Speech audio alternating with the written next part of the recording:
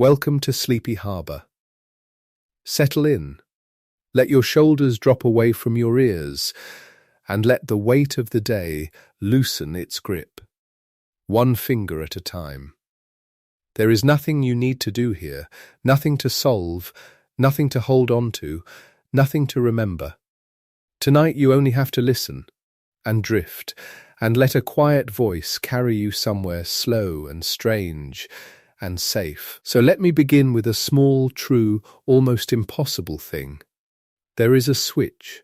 It sits deep inside your head, in a fold of tissue tucked beneath the side of your skull, in a region called the temporal lobe.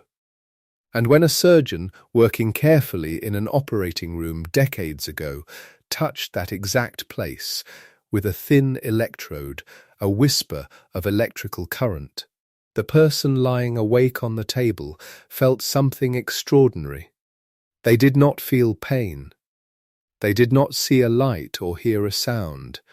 Instead, all at once, they were seized by the overwhelming, unshakable sense that the present moment, the very moment they were living right then, had happened before. That they had been here before. That this instant, this room, this breath, was somehow a memory being replayed, rather than a thing occurring for the first time. The feeling has a name, and you already know it, because it has almost certainly happened to you. It is called déjà. The surgeon was a French neurologist named Jean Bancaud, and the work he and his colleagues did was published in a journal simply called Brain in 1994. What they found, working with patients whose brains they were studying closely for other reasons, was something that had eluded science for more than 100 years. They found where the feeling lives. When they gently stimulated a small structure called the rhinal cortex, a curved sheet of tissue folded near the very center of the temporal lobe, the feeling of déjà would rise up on command. Touch the spot, and the sensation appears. Lift the current away, and it fades, as close to an on switch for a ghost as anyone has ever come. Sit with that for a moment, in the soft dark, because it is a beautiful thing. That eerie shiver you have felt, maybe standing in a stranger's kitchen, maybe walking down a street in a city you have never visited, maybe mid-sentence in an ordinary conversation, the sudden certainty that all of this has happened before, exactly like this. That feeling is not magic. It is not a message. It is not a crack in the walls of reality. It is a specific electrical event in a specific piece of tissue, small enough to hold on the tip of a finger, and we have watched it happen. We have made it happen. We have, in a sense, held the ghost in our hands. And here is the part that I want you to carry with you as you fall asleep tonight, the gentle reframe at the heart of everything I am going to tell you. For a very long time, people have described déjà vu as a glitch, a malfunction, a little error in the machinery of the mind, a hiccup, a sign that something briefly went wrong. But the deeper researchers have looked, the more they have come to suspect something almost opposite. That the strange, uneasy quality of déjà vu, the part that makes the hair on your arms stand up, is not the sound of your brain making a mistake at all. It may be the sound of your brain catching one. That the unease you feel in that moment is not the malfunction. It is the correction. We will get there, slowly, the way you are meant to arrive at everything in this harbour. But I wanted you to have the shape of it now, at the very beginning, like a light left on in a window before you sail toward it. Déjà vu is not your memory failing you. It may be your memory working, and quietly, invisibly, catching itself in the act. Before we go deeper into the dark, let me ask you something, the way I like to at the start of these long, slow journeys. Wherever you are tonight, whatever hour it is where you are lying, I would love to know where in the world you are listening from. There is something I find comforting about it. All of us, scattered across so many time zones and so many quiet rooms, drifting off to the same soft voice, wondering about the same strange feeling. So if you feel like it, leave a little note. A city, a country, a window, and what it looks out on. And if you are new here, if you have only just found this harbour, you might consider subscribing. So the next slow story finds its way to you when you need it. Now, let me make you a promise, so you know exactly what kind of night this is going to be. Tonight we are going to walk, very slowly, into one of the smallest and strangest mysteries the human mind produces. We are going to go all the way in. We will visit the operating rooms where the feeling was first cornered and studied. We will meet the scientists who built entire imaginary worlds just to trick the feeling into showing itself. We will find out why it visits some people more than others, why it loves the young and the tired and the far from home, and why, after more than a century of trying, it remains one of the hardest things in all of psychology to catch and hold still. You do not need to follow every thread. You do not need to stay awake for the ending. In fact, I rather hope you don't. Let the details wash over you like water moving through stone. Let the questions be soft. If you fall asleep somewhere in the middle before we reach any answer, that is not a failure. That is exactly the point. The mystery is a comfortable one. You are allowed to rest inside it. So let us go back to that switch, deep in the temporal lobe, and understand a little more about the machinery it belongs to. Because to understand déjà vu, you first have to understand a quiet, elegant trick your brain performs every single second of your waking life, so smoothly that you have never once noticed it. Here is the trick. When you recognize something, when you look at a face or a doorway or a song and feel that flicker of "I know this," your brain is actually doing two separate jobs at the same time, using two separate pieces of tissue and blending the results together so seamlessly that they feel like one single experience. The first job is called recollection.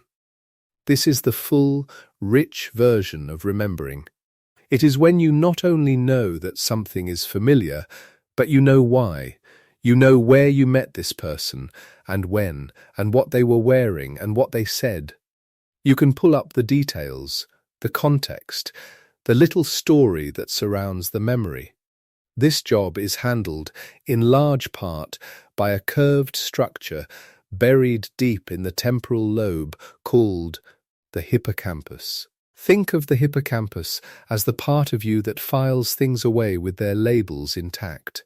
The date, the place, the names, all pinned neatly to the memory so you can find your way back to it later. When the hippocampus is working, remembering feels complete. You get the feeling, and you get the reason for the feeling, arriving together, hand in hand.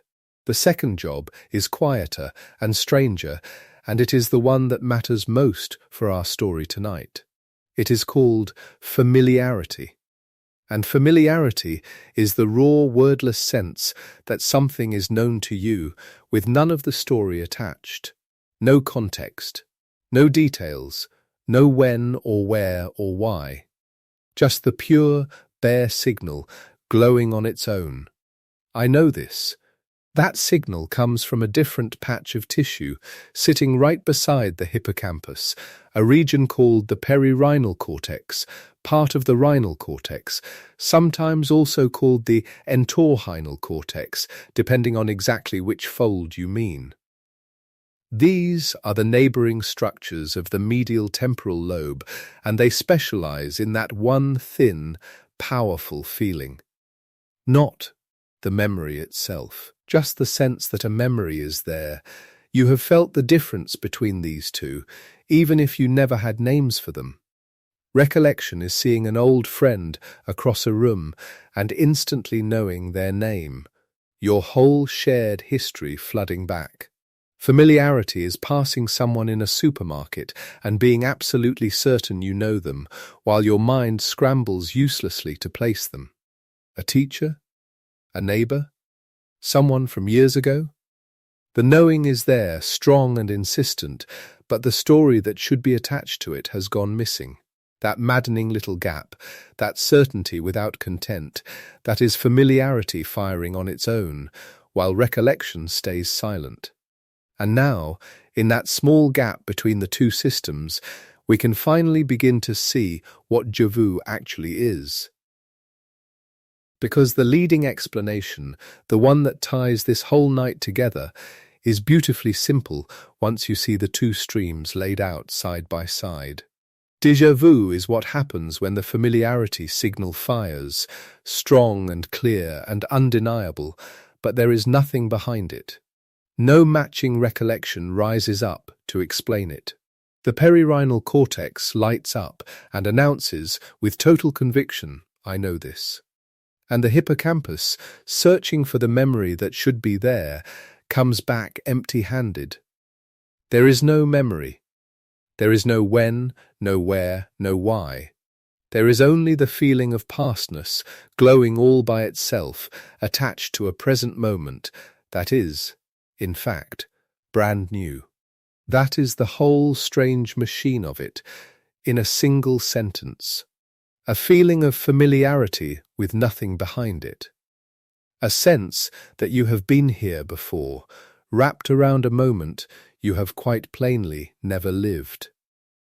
The signal that normally means old memory, misfiring, and landing on something that is happening for the very first time. And this is why déjà vu feels the specific way it feels, and not some other way. It does not feel like a normal memory.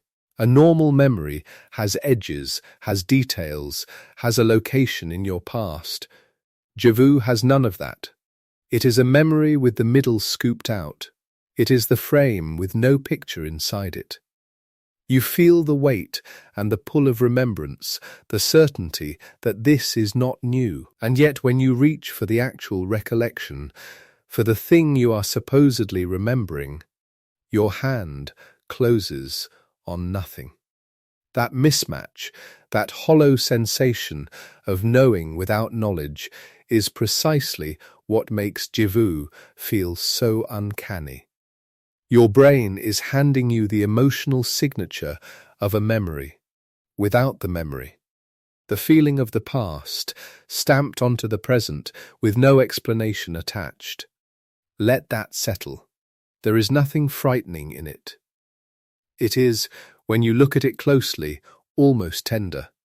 Two little systems in the dark of your skull, usually working in perfect step, briefly falling half a beat out of time with each other. One of them saying, yes, I know this place. The other saying, I have no record of it. And you, standing in between them, feeling the strange music of their disagreement. Now I want to gently reassure you about something, because I know that anything involving the word brain and the word misfire can make a tired mind uneasy in the dark. And there is no need for that here. This feeling, this small crossing of wires, is one of the most ordinary things a human being can experience. It is not a symptom, it is not a warning, it is not a sign that something is wrong with you. Consider how common it is. For a long time, déjà vu was hard to even study, precisely because it seemed so private and so rare to talk about, but when researchers finally began gathering surveys, asking large numbers of ordinary people a simple question, have you ever felt this? The answer came back overwhelmingly the same. Yes, one researcher in particular, a psychologist named Alan Brown, spent years pulling together dozens of these surveys, and in a major review he published in 2003, and then in a book, The Déjà Vu Experience, that followed in 2004, he laid out the numbers. Roughly 2 out of every 3 people report having felt déjà vu at least once. Most of the estimates land somewhere between 60 and 80% of the population. Think about what that means, lying there in the quiet. 2 out of 3 people you have ever passed on the street. 2 out of 3 faces in any crowd. The vast majority of human beings walking the earth have, at some point, stood inside a brand new moment and felt it arrive pre-remembered, felt the floor of time tilt very slightly beneath them, felt the world hiccup and repeat. You are not strange for having felt it. You would be strange if you never had. This is not a disorder or a defect visited on the unlucky few. It is a near universal feature of the healthy human mind, as normal as dreaming, as normal as forgetting where you left your keys. It is simply one of the odd, quiet things that minds do.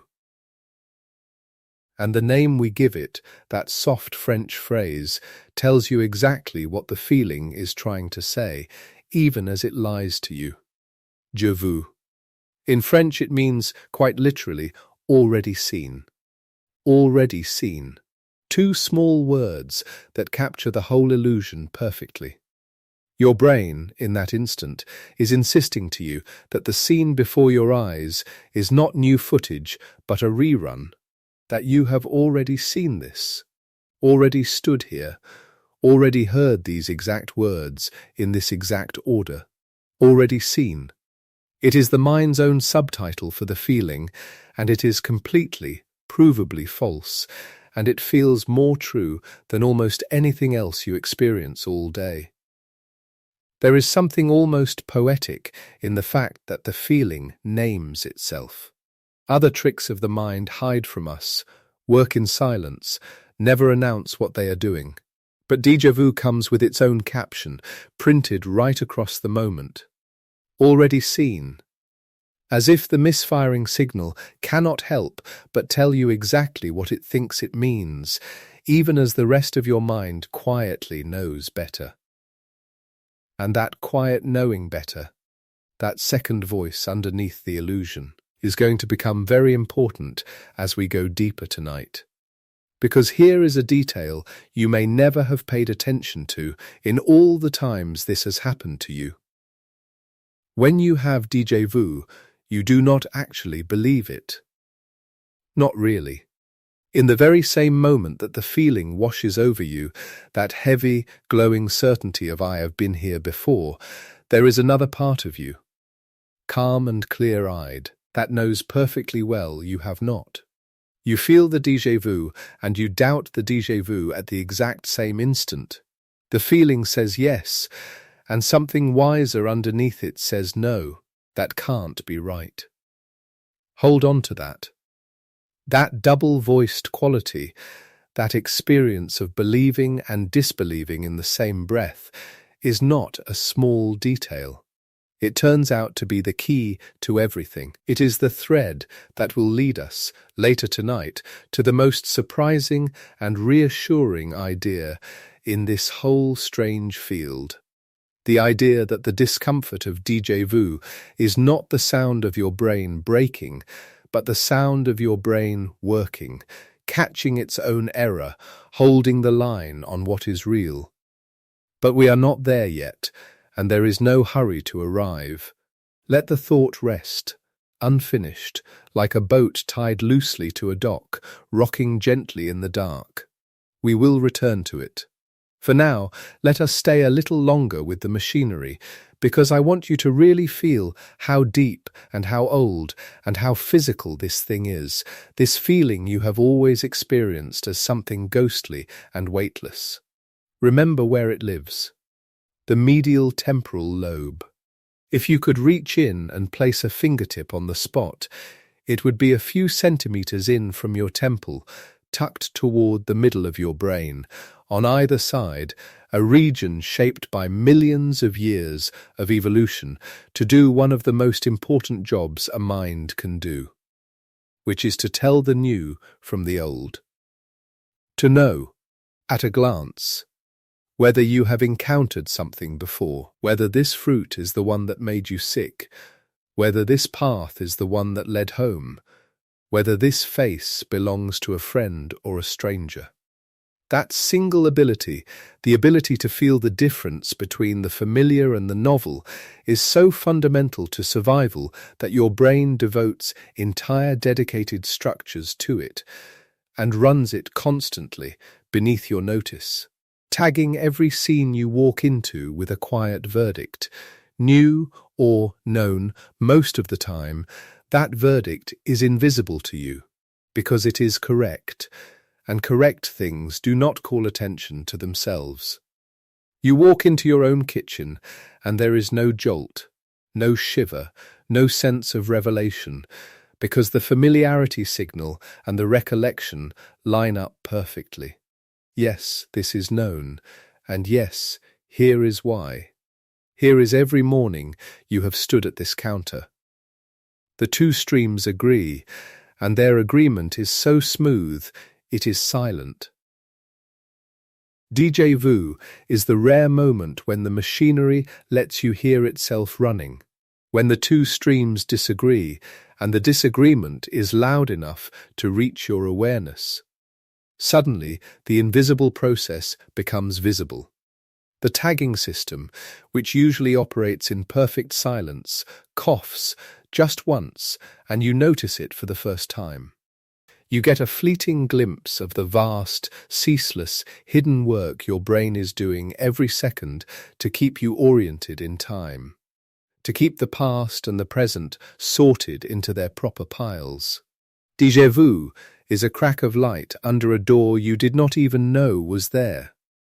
A door your mind keeps closed at all times so that you can simply live, without being aware of the enormous apparatus holding your sense of reality together. And I find something deeply calming in that, the more I sit with it. That this unsettling little experience is really just a rare, honest moment of your own mind showing its work. Not a haunting, not a warning, just the machinery, briefly audible, like hearing the hum of a refrigerator you have lived beside for years and never once noticed, until one quiet night it catches your ear, and you realize it has been there all along, faithfully working, keeping everything cold and safe while you slept. Your brain is doing that for your sense of time. Every moment of every day.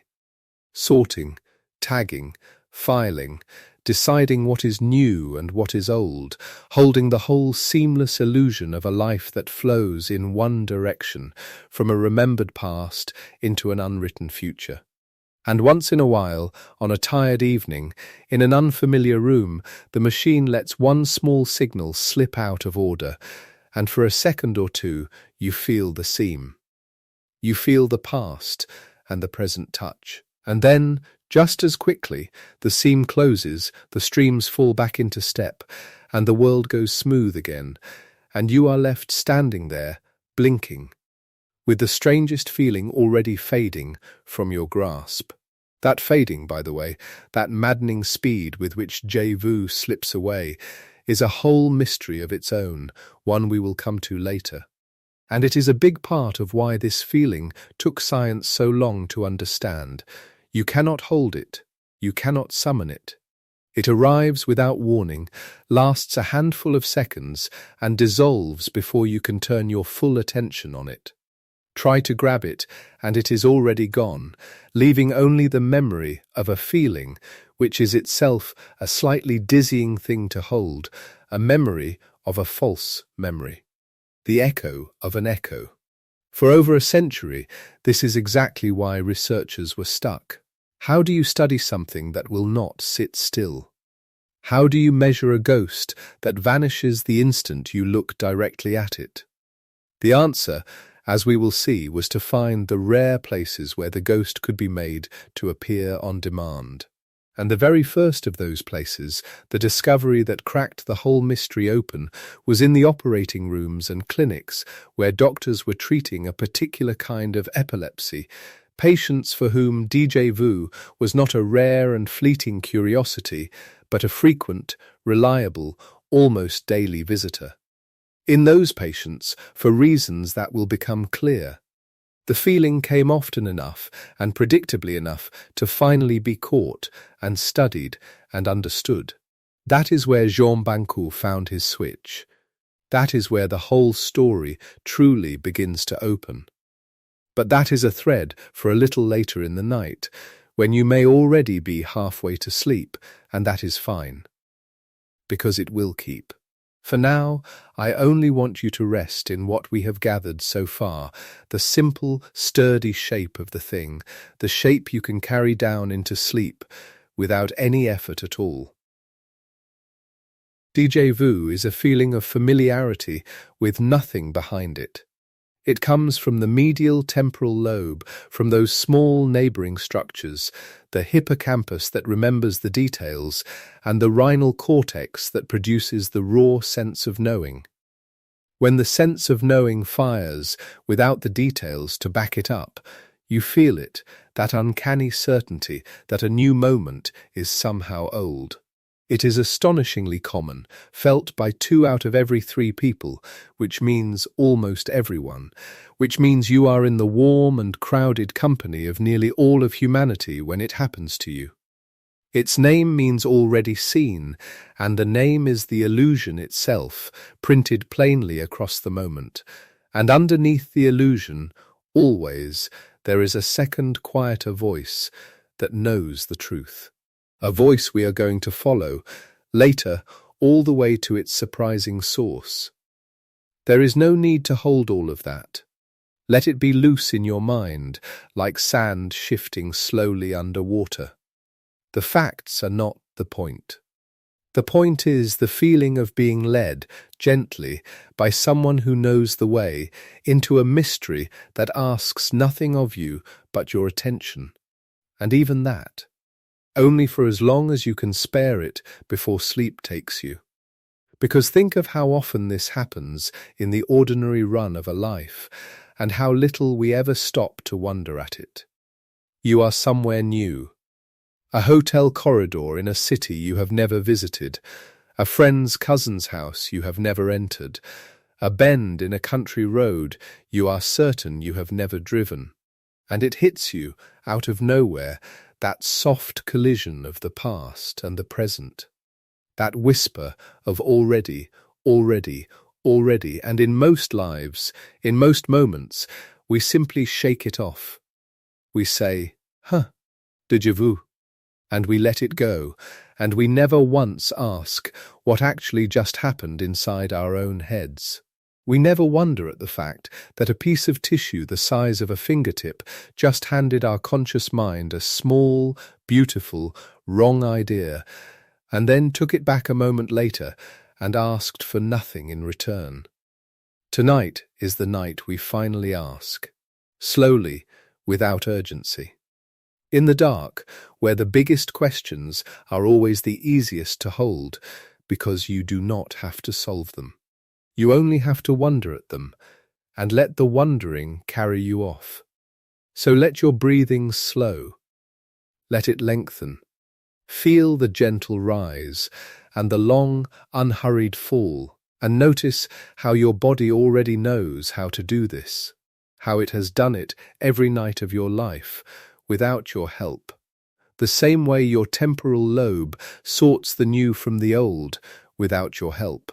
The same way 1,000 quiet systems inside you keep you alive and oriented and whole while your thinking mind rests. You can trust all of that machinery. You always have. It has never once let you fall. And if, later tonight, weeks or months from now, you find yourself somewhere new and that old familiar strangeness rises up in you, that shiver of "I have been here before," I hope you will remember, even just a little, what it really is.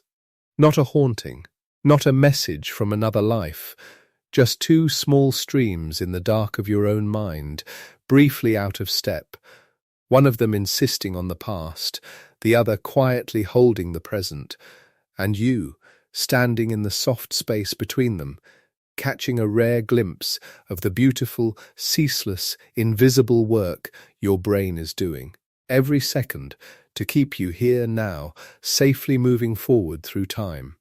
We have found the room where the feeling lives. We have met the two streams whose disagreement produces it. We have seen how common and how harmless it truly is, and we have caught the first hint of that second voice, the one that doubts the illusion even as it feels it. Now we need to go to the place where the feeling could finally be studied, where it came often enough to be caught. We need to follow it into the temporal lobe more deeply than we have gone so far, into the clinics where certain patients felt this every day, and into the work of a surgeon who mapped the living, waking human brain and found, tucked into that same small region, a whole hidden theatre of memory and feeling waiting to be switched on. That is where the story is heading.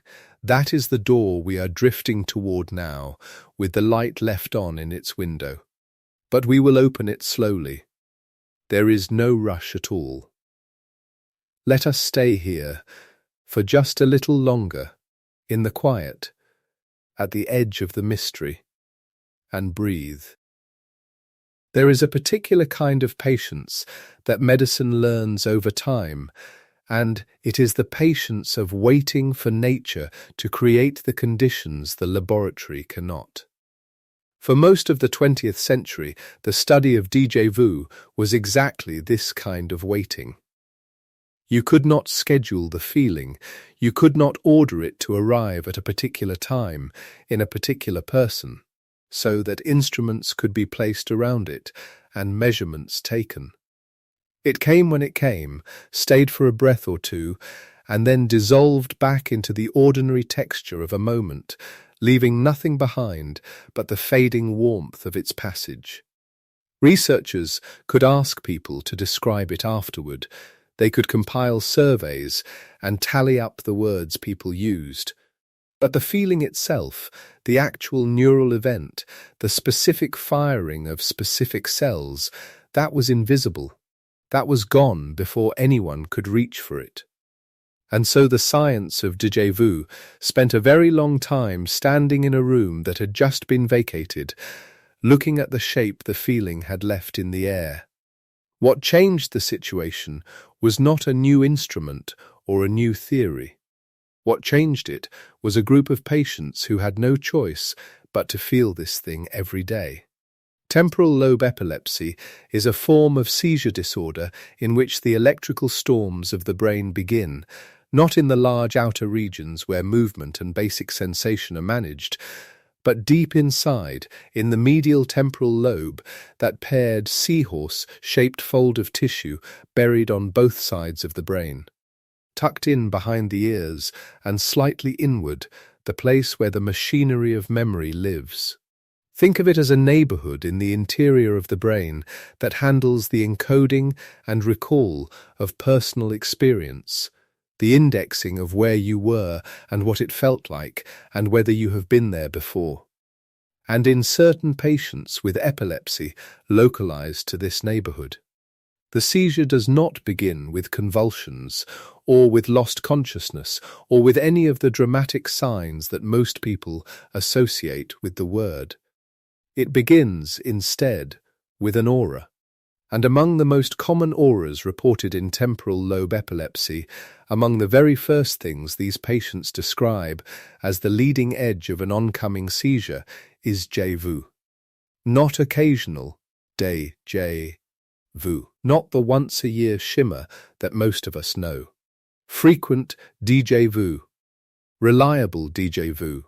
Déjà vu that a patient can recognize as the first signal of something neurological arriving, the way a certain pressure behind one eye might signal a migraine in someone who knows their own pattern.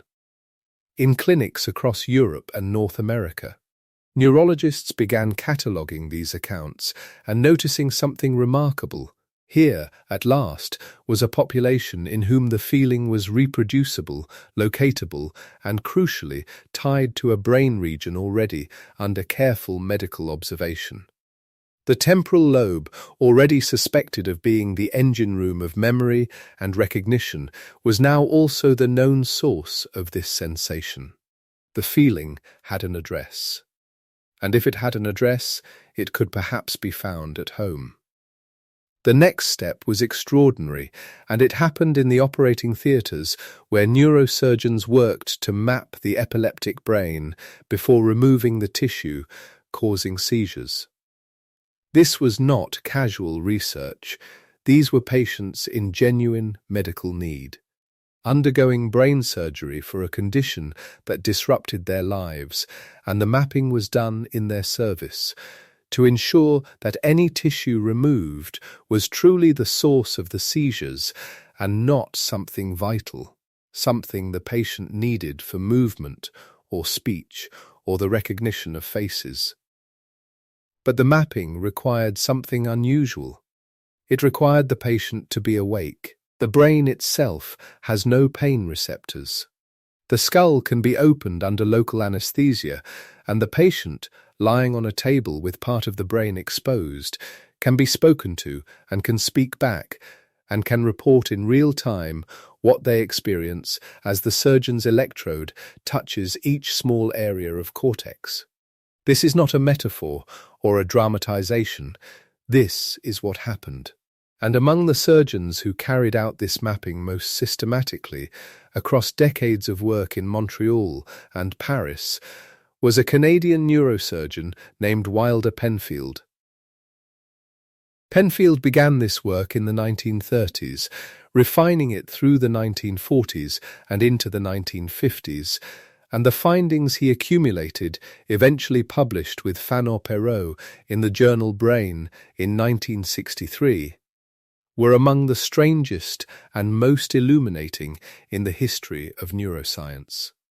When his electrode touched certain points on the temporal lobe of his patients, they did not simply feel a tingling or see a flash of light, as stimulation of other regions might produce.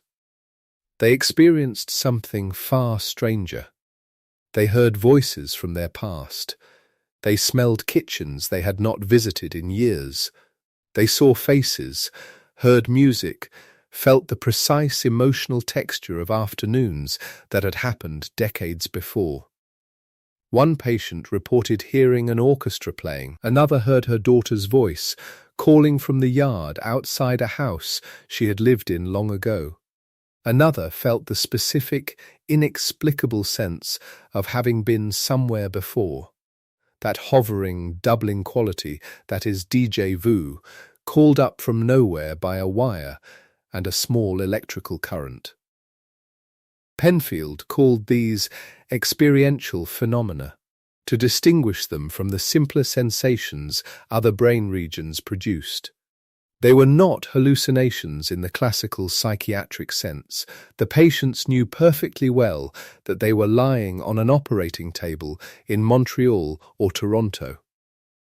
They could describe the experience and the reality simultaneously, holding both at once. The way a person in the grip of déjà vu holds both the feeling of familiarity and the knowledge that the feeling cannot be true.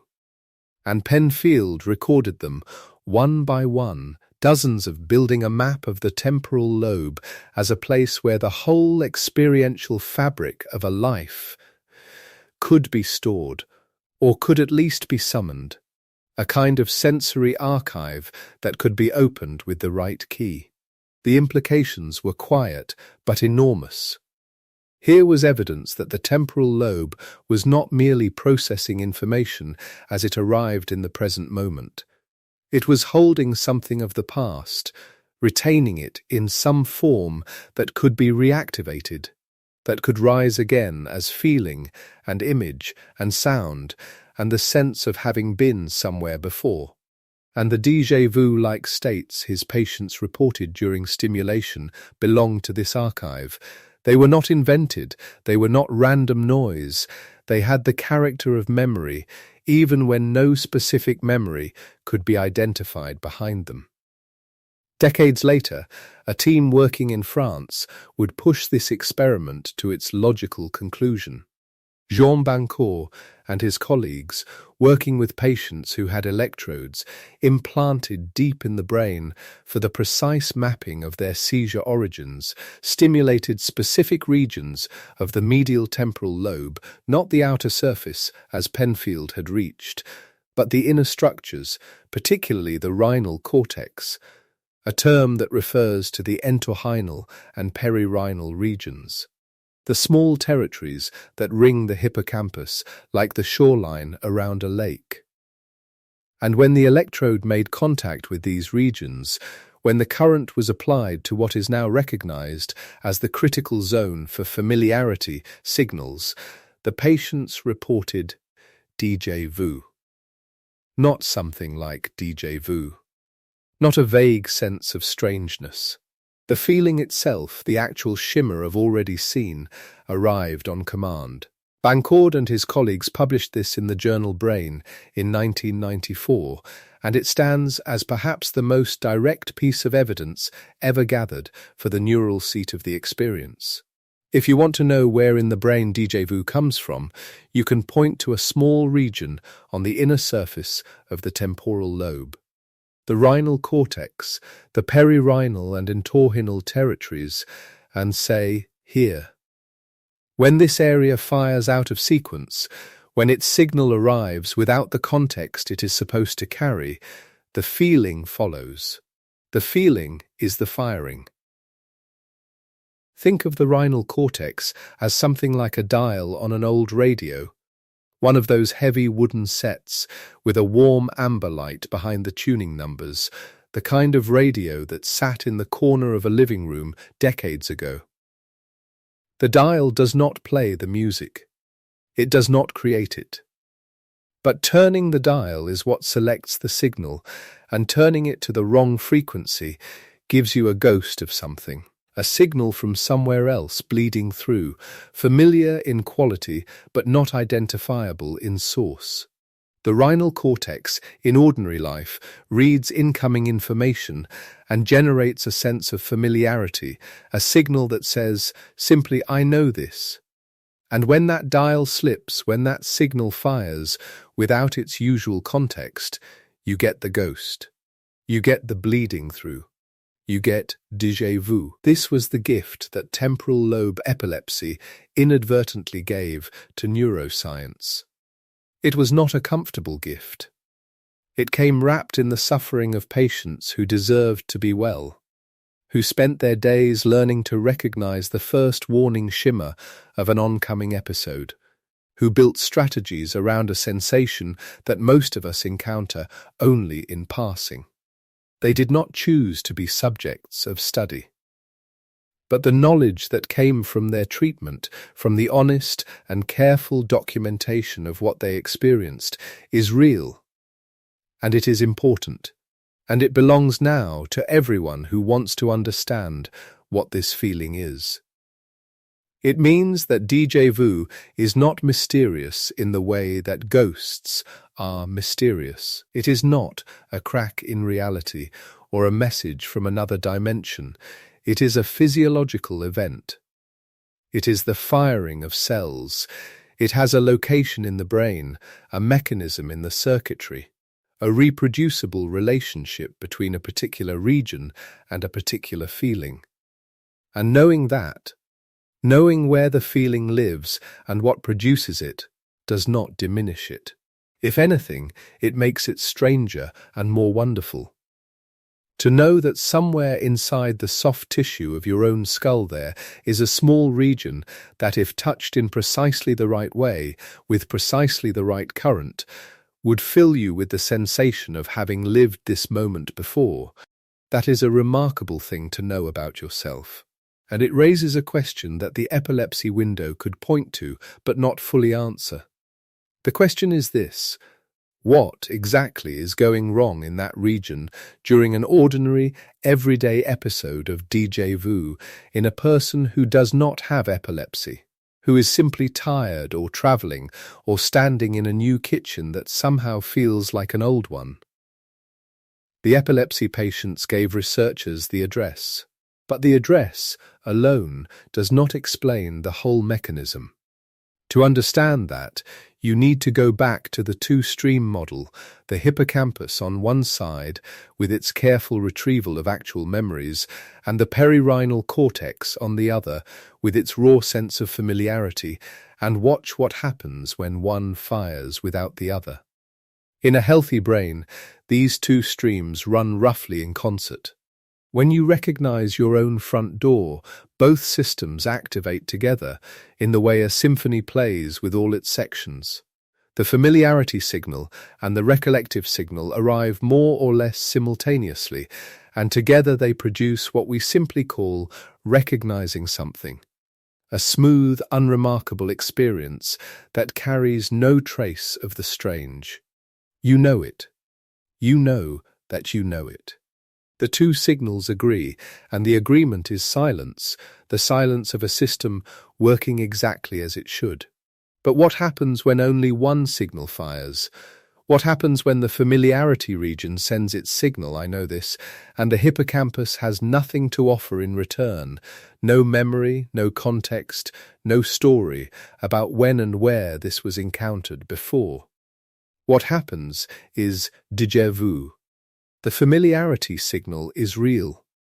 It is not a mistake in the sense of a random firing. It is a genuine output of a genuine brain region doing its job, responding to something in the environment that has triggered it, perhaps the layout of a room, perhaps the quality of the light, perhaps some combination of sensory details that resembles something encountered before and subsequently forgotten. The signal is sincere. It says, with perfect confidence, I know this. But behind the signal there is nothing. No memory steps forward to take credit for it. No specific afternoon, no particular place, no face or voice or smell that would explain why this new moment feels like an old one. The familiarity is real, and the memory is absent. And in that gap, in the space between a genuine signal and an absent explanation, lives the feeling we are trying to understand. There is something almost musical about this, if you sit with it quietly. Imagine hearing a chord you know very well, a chord so familiar that it makes you reach for the next notes, the ones that should follow, the melody you have heard 100 times. And then the next notes do not come. Silence, the chord hangs in the air, recognized but unresolved, and because you know the melody, the absence of the next note is its own kind of sound. You feel the shape of what is missing. That is something like what the brain experiences in déjà vu, a recognition signal hanging in the air, the melody it implies nowhere to be found. For a century, researchers had assumed that this was simply the end of the story. The signal fires, nothing matches it, the feeling arises, the feeling passes, a small malfunction, harmless, unremarkable, and essentially passive, the brain making a tiny error and moving on. But the work that came out of the University of St Andrews suggested something considerably more interesting was happening. Akira O'Connor and Chris Moulin, working together in that investigation into the neural correlates of déjà vu, found a way to induce something like the experience in healthy volunteers in the scanner using a careful experimental procedure involving hypnosis to create false familiarity for words, a method that allowed them to capture, for the first time, what the brain looked like while a healthy person was experiencing the feeling. And when they looked at the data, what they found was not what most researchers had expected to find. The regions that showed the most activity during déjà vu were not the memory retrieval regions. They were not the hippocampus, not the deep temporal lobe structures that researchers had assumed would be at the center of the experience. Instead, the regions that lit up most brightly were frontal. They were the regions associated with decision-making, with monitoring, with conflict resolution, with the kind of higher-order checking that the brain performs when it suspects something is wrong. The brain, in other words, was not simply experiencing the false familiarity, it was catching it. Sit with that for a moment. The medial temporal lobe generates the signal. I know this. And before that signal can harden into a belief, before it can be accepted as real and filed away as genuine memory, the frontal regions step in. They look at the signal, they look at the context, they compare what the familiarity signal is claiming against everything else the brain knows about the current situation. The fact that this is a new city, a new building, a room you have never entered before. And they find the discrepancy. The signal does not match the record. The claim cannot be verified. And the frontal regions raise a flag. The déjà vu feeling, then, is not simply the misfiring. It is the misfiring and the detection together. It is the false alarm and the fact-checker sounding at the same moment. That peculiar double quality of the experience, the simultaneous "I have been here before" and "I know I have never been here before," is not a paradox, not a glitch in the philosophical machinery of consciousness. It is the sound of two neural systems doing their jobs correctly at exactly the same time. The familiarity system is doing its job by generating the signal. The monitoring system is doing its job by questioning it. You are not failing. You are catching yourself in real time. This is the reframe that makes everything different, and it is worth staying with, especially here, in the quiet, in whatever position you have found for your body as the night deepens around you. The feeling that seems so strange, so unsettling in those brief seconds when it arrives, the feeling that the present has already happened, that you have somehow been displaced from time, that feeling is evidence not of a mind losing its grip on reality, but of a mind holding on to it with exceptional care. You are, in the moment of déjà vu, performing a feat of metacognition that most nervous systems would never even attempt. You are believing a feeling and doubting it simultaneously. You are running a real-time audit of your own experience and arriving at the correct conclusion, this is not a real memory, before the experience has even finished. Metacognition is the word for thinking about thinking, for the capacity the mind has to turn its gaze on its own processes and evaluate them. And in déjà vu, this capacity is not optional and not slow. It happens instantly, automatically, in the same breath as the feeling itself. The frontal regions do not wait to be consulted. They do not intervene after the fact, once the feeling has passed and the person has had time to reflect. They intervene during the feeling, in the same second, producing that characteristic sense of impossibility that lives at the heart of every episode, the awareness that something is wrong with the feeling, that the feeling is real but its claim is not. This is what separates a healthy experience of déjà vu from a pathological one. In certain patients, those whose frontal monitoring systems are compromised, whose reality checking has become unreliable, the familiarity signal is not caught. It is accepted. The feeling that the present moment has already been lived is not questioned but believed, and the person acts accordingly, insisting they have already seen the television program that has not yet aired, refusing to read the newspaper because they are certain they read it yesterday. Chris Moulin, in work published in Neuropsychology in 2005, documented patients whose persistent experience of this kind, a condition sometimes called déjà vu, already lived, a step beyond déjà vu, was linked to dementia and the deterioration of the frontal regions responsible for exactly this kind of monitoring. They called it recollective confabulation. The feeling was the same as what any of us might briefly experience on a Tuesday afternoon in a strange city. But the check was missing. The doubting voice was gone. And in its absence, these patients lived inside the feeling completely. One patient, described in that research, had stopped watching television altogether. He was convinced, with total sincerity, that he had already seen every program, that every broadcast was a repeat, that every news bulletin was something he had watched before. He had not. His brain was generating the familiarity signal continuously, flooding his experience of the present with the sensation of the past, and no monitoring system was surfacing to tell him otherwise. He was not confused or distressed in an obvious way.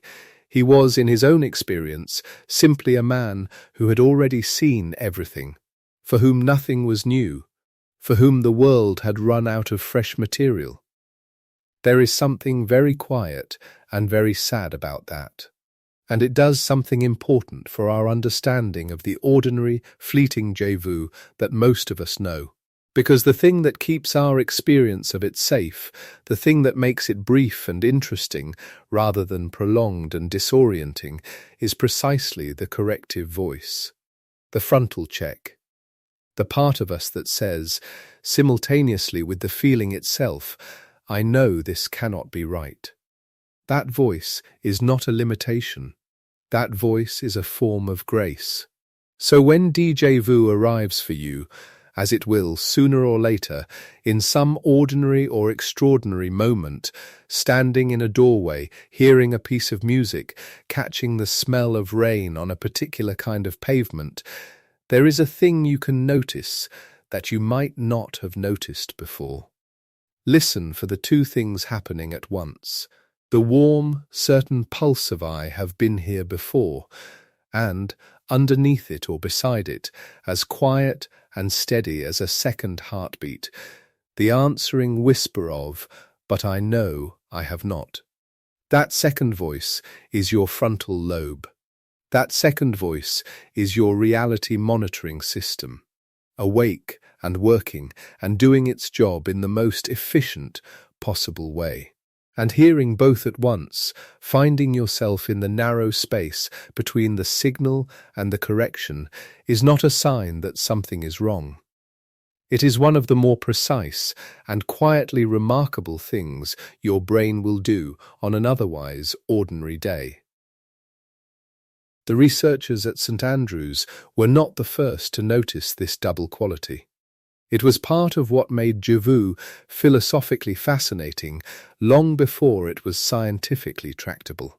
The specific impossibility of the experience, the fact that you feel the familiarity and disbelieve it in the same breath, was what made it strange enough to attract philosophers and poets and eventually psychologists across more than a century of curious attention.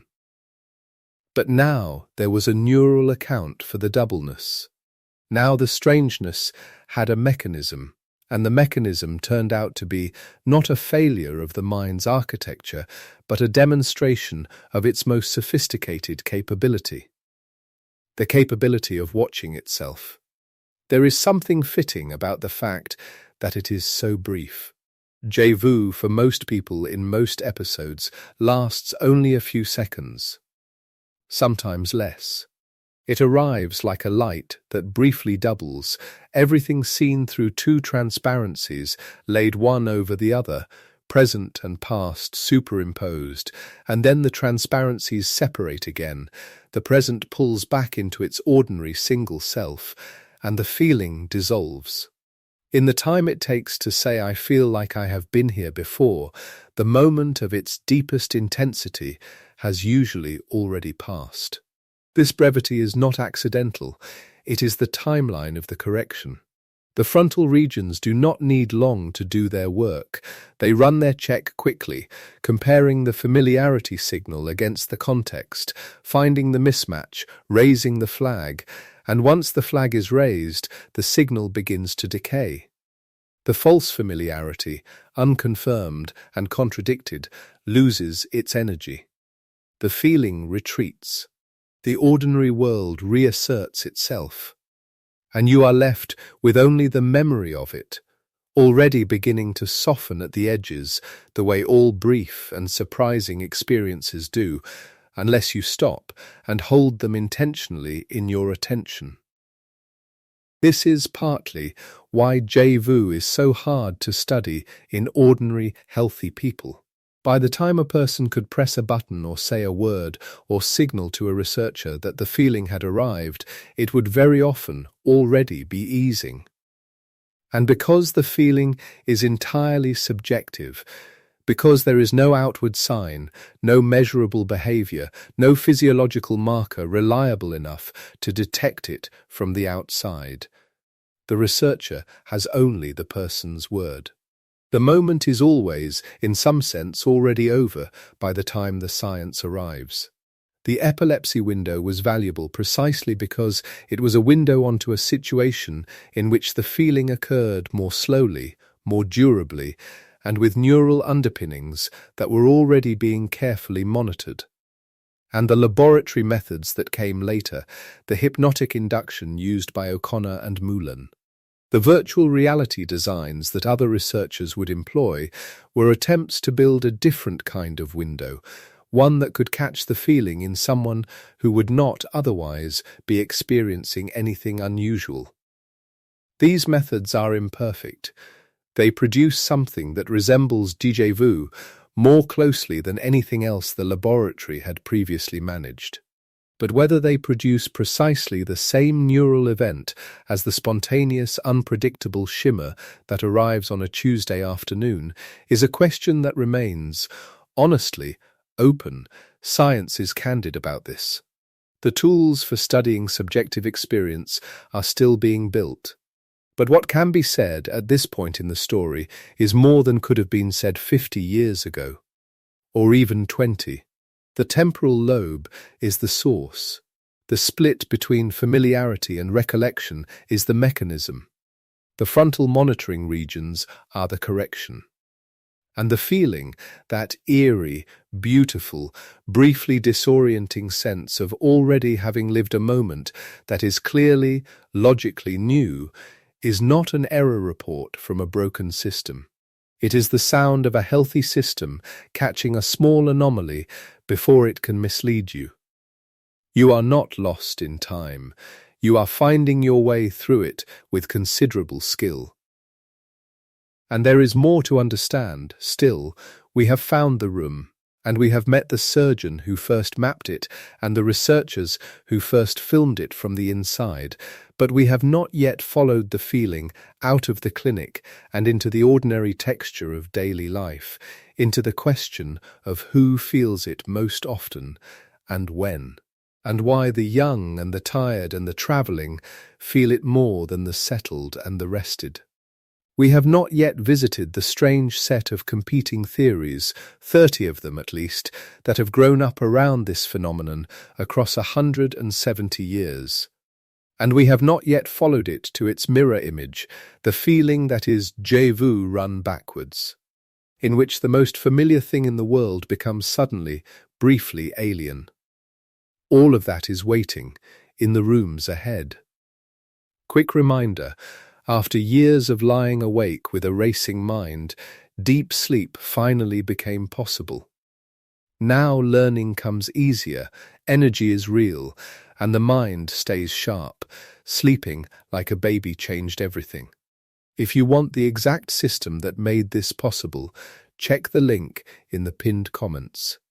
And the next room, the one we are drifting toward now, begins with a question that sounds simple but is not. It begins with the most ordinary of puzzles. Why here? Why this particular place, this kitchen or this street or this train station, and not the last one, and not the one before? Why does the feeling seem to reach up and take hold of a specific moment and a specific location, and hold it, briefly, in its eerie doubling light? That question has an answer that took decades to find, and it was found not in a hospital or a brain scanner, but in a virtual world that was built specifically to trick the mind. And in the work of a researcher at Colorado State University, who decided that the only way to catch déjà vu in the act was to design the environments that would cause it, carefully and deliberately, one room at a time.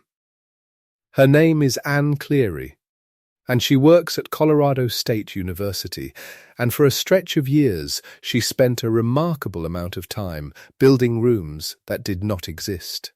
Not metaphorical rooms, not theoretical ones. She built them inside a computer, inside a virtual world, with corridors and courtyards, and the particular geometry of spaces that a person might walk into and pause in and look around. She used the architecture engine from a video game called The Sims, which most people know as a domestic simulation. A toy for arranging sofas and planting gardens and watching small digital people move through invented lives.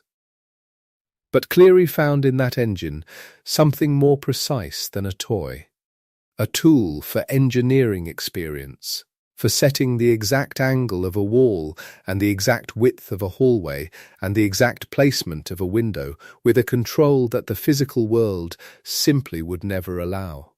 And she used it to do something that had never been done before in the study of déjà vu. She used it to cause the feeling on purpose, not in patients with epilepsy, and not with electrodes, and not in anyone who was ill. In ordinary volunteers, healthy and young, she caused déjà vu to arrive by building rooms with a hidden resemblance, a resemblance they could not see and would not notice. That lived only in the underlying architecture of the space. The method was intricate and patient, and, when you understand it, almost beautiful in its logic. What Cleary did was build pairs of scenes. Each pair consisted of a scene shown to the participant early on, learned, looked at, explored, then moved past and largely forgotten, and then a new scene, introduced later. That shared the same spatial layout as the forgotten one. Not the same appearance, not the same furniture or colour or lighting. The walls might be different, the textures different, the objects entirely different. To every conscious inspection, the new scene would look like exactly what it was. A new scene, unseen, unfamiliar, but beneath the surface appearance, the geometry would be identical. The same shape of room. The same arrangement of open space and enclosed corner. The same angles where corridors turned and where walls met. And what Cleary found when she showed participants these matched scenes was that the new scenes triggered déjà vu significantly more often than scenes that had no hidden twin in the learned set. The familiar layout, forgotten but not gone, was rising up through some layer of the brain below conscious access and generating the familiarity signal, and because there was no retrievable memory to match it to, because the original scene had faded past the point of recall, the signal arrived without content. It arrived as the feeling alone, the sense of pastness without any past you could name, the recognition without the recognized thing. And that is déjà vu in its most likely everyday form, not a glitch summoned from nothing, not a random misfiring, but a real resemblance to a real place you once moved through and can no longer find in your own mind. This is why it happens here. This specific kitchen. This particular street. This train station that you have never visited and cannot place and yet feel you know. The answer, According to Cleary's work published in 2012 in the journal Consciousness and Cognition, is that somewhere in your forgotten past there is a real room with the same bones.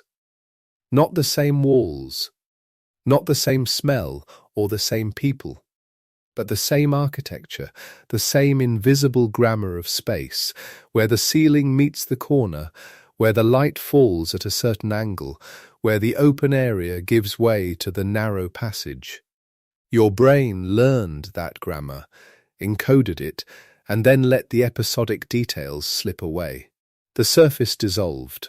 The underlying shape remained, held somewhere below the reach of conscious recollection.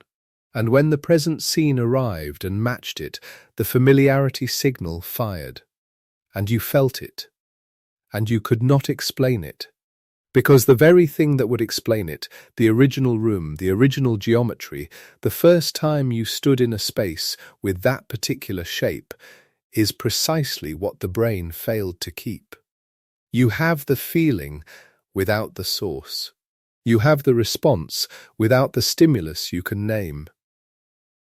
And that mismatch, that gap between the signal and the retrievable content, is what produces the eerie doubling quality, the sense that reality has somehow repeated itself when you know very well that it has not. Cleary's virtual rooms did something else too, something that goes further into the psychology of the moment, into the specific texture of what déjà vu actually feels like from the inside. Because déjà vu does not merely feel familiar. It feels, very often, as though you know what comes next. You are standing in the new place, the kitchen or the hallway or the station, and the feeling is not only that you have been here before, but that you are about to be given information about what is going to happen. That the next moment is already known to you, already filed away somewhere, and that if you just reach a little further, you will be able to say it out loud before it occurs. People describe it as prophetic. They describe feeling briefly certain that they could predict the next word in a conversation, the next turn in a corridor, the next object that would come into view around a corner. The future feels, for a few seconds, like the past. And the sensation of that foreknowledge is in its way the strangest part of the whole experience, stranger even than the feeling of familiarity itself, because familiarity can be explained by a forgotten match, but foreknowledge is something else, something that gestures toward a world in which the mind is reaching beyond the present moment rather than mislocating it. So Cleary tested it. In work published with her colleague Alexander Claxton in 2018 in the journal Psychological Science, she took participants who were in the grip of déjà vu, real, reported déjà vu, triggered by her hidden layout virtual scenes, and she asked them, "Do you feel like you know what comes next?" And many of them said yes. The feeling was there, vivid and present. The certainty was there. And then she asked them to actually predict what would come next, to say it, or point to it, or indicate it before it happened. And they could not. Not above chance. Not at any rate better than guessing. The powerful subjective feeling of precognition, the sensation of knowing what the next moment would hold, tested at exactly the level you would expect from someone who knew nothing at all. The feeling was real. The knowledge behind it was not there. And what this means, considered carefully, is this: déjà vu borrows the feeling of foreknowledge without supplying any actual content. It generates the sensation of prophecy the same way it generates the sensation of memory, as a signal without a referent, as the form of knowing without the thing known. When the familiarity machinery fires without a retrievable source, the brain generates not just a sense of pastness, but also, as a kind of side effect or shadow, a sense of narrative continuation. The feeling that because this moment is known, what follows it must also be known. But the content of that continuation is simply not there. The future is not available. The sense of it is. So you stand in the kitchen in someone else's house, or the corridor of the hotel you have never visited, and you feel briefly like a person who knows where the story goes. And then the feeling passes, which it always does, and the next moment arrives and is entirely new, and the world reassembles itself around you into its normal state of not yet known. And the sense of prophecy dissolves back into ordinary present time. It is a hallucination of foreknowledge, a feeling that goes nowhere and means nothing about the future.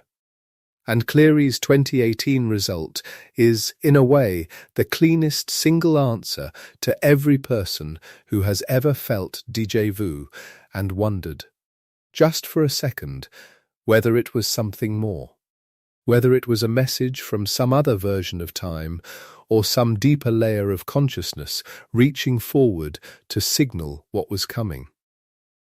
The answer the data gives is gentle and a little deflating and ultimately quite freeing. You were not predicting. You were feeling the sensation of predicting.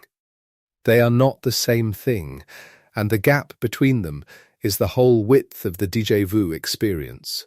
Now, there is a further question buried inside all of this, a question that the spatial layout work and the precognition study together do not quite answer, which is, why does this happen more to some people than to others? Why does it happen more at certain times of life than at others?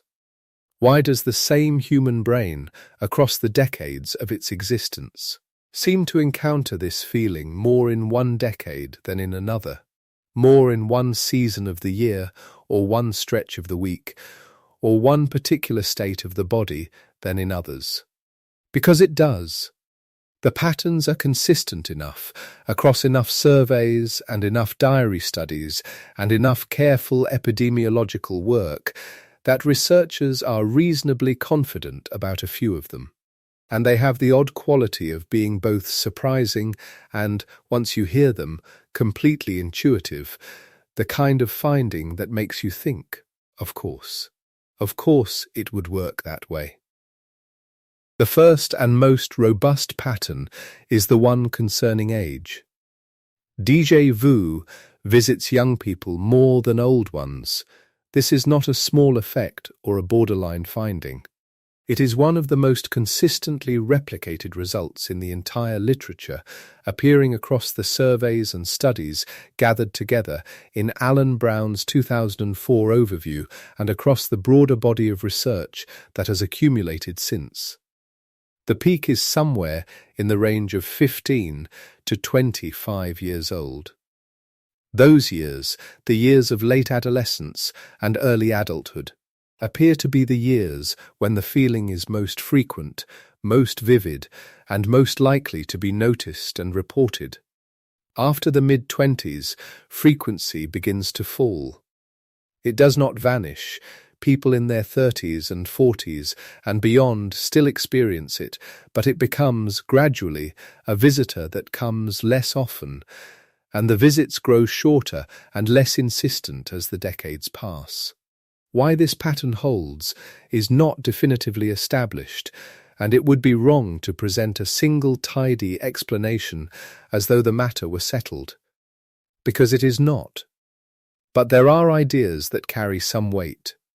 One is that the brain in its adolescent and young adult years is in a particular state of development. The prefrontal cortex, that region of the front of the brain that handles executive function and reality monitoring and the catching of errors in perception, is still maturing through the mid-20s, still building and refining its connections.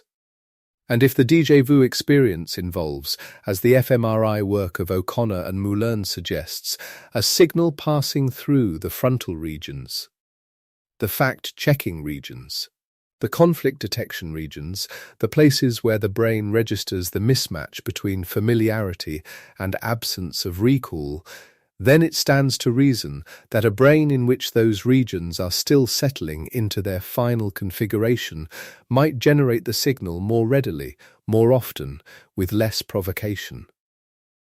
The threshold might be lower. The system might be more sensitive and more prone to triggering in response to a resemblance that an older, more consolidated brain would note and dismiss without registering as anything felt. Another idea, simpler and perhaps harder to argue with, is that young people are encountering more genuinely new environments, more truly novel scenes. A person at 16 or 19 or 22 is, statistically, moving through more genuinely unfamiliar territory than a person at 45. New schools, new cities, new social contexts, new rooms, new corridors, new streets explored for the first time.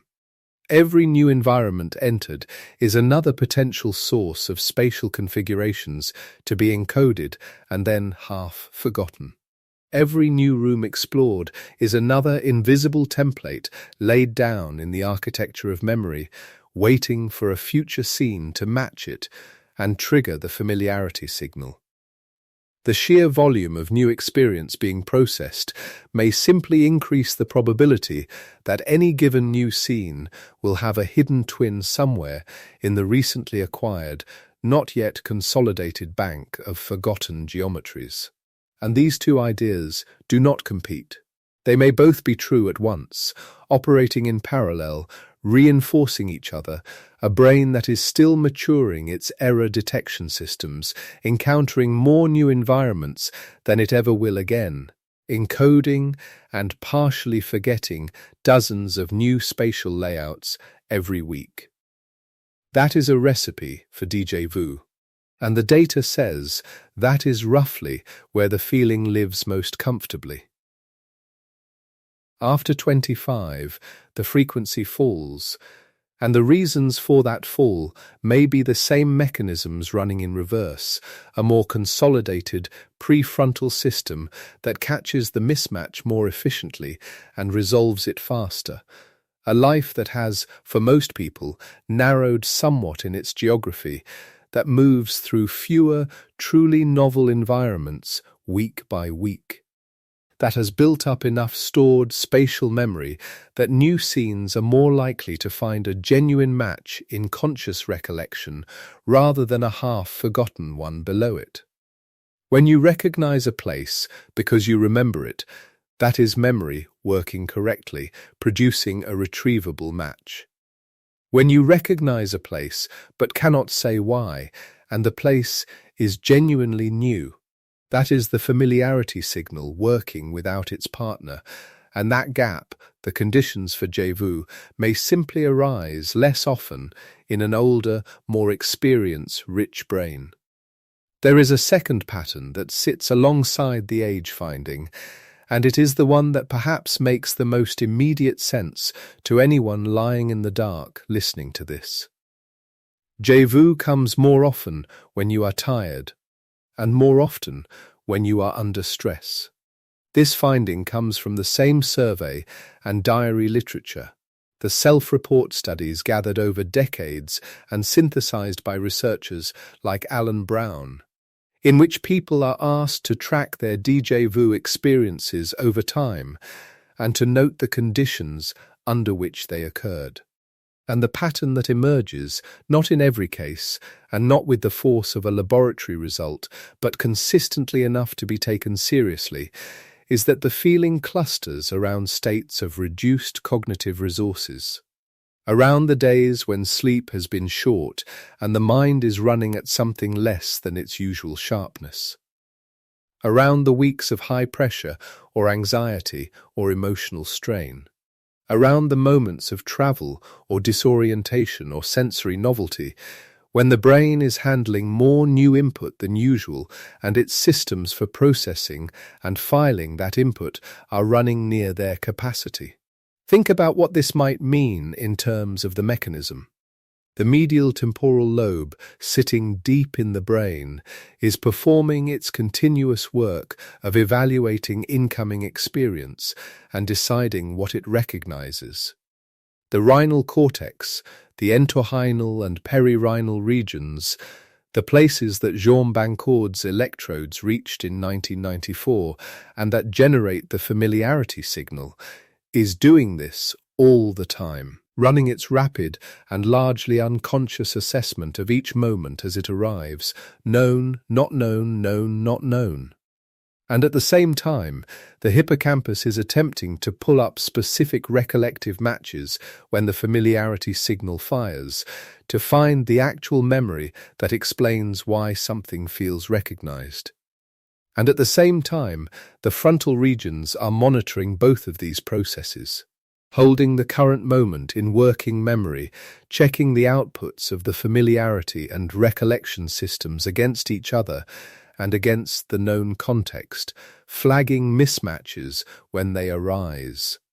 All of this is happening simultaneously in a system that is coordinated and integrated, but that is also consuming resources, cognitive resources, attentional resources, the kind of processing bandwidth that depends, more than we often acknowledge, on the quality of sleep and the level of physiological stress and the number of other things the brain is simultaneously being asked to handle. A tired brain is not an offline brain, it is a brain running its systems at reduced fidelity. Small timing differences between processes that ordinarily run in lockstep may grow a little larger.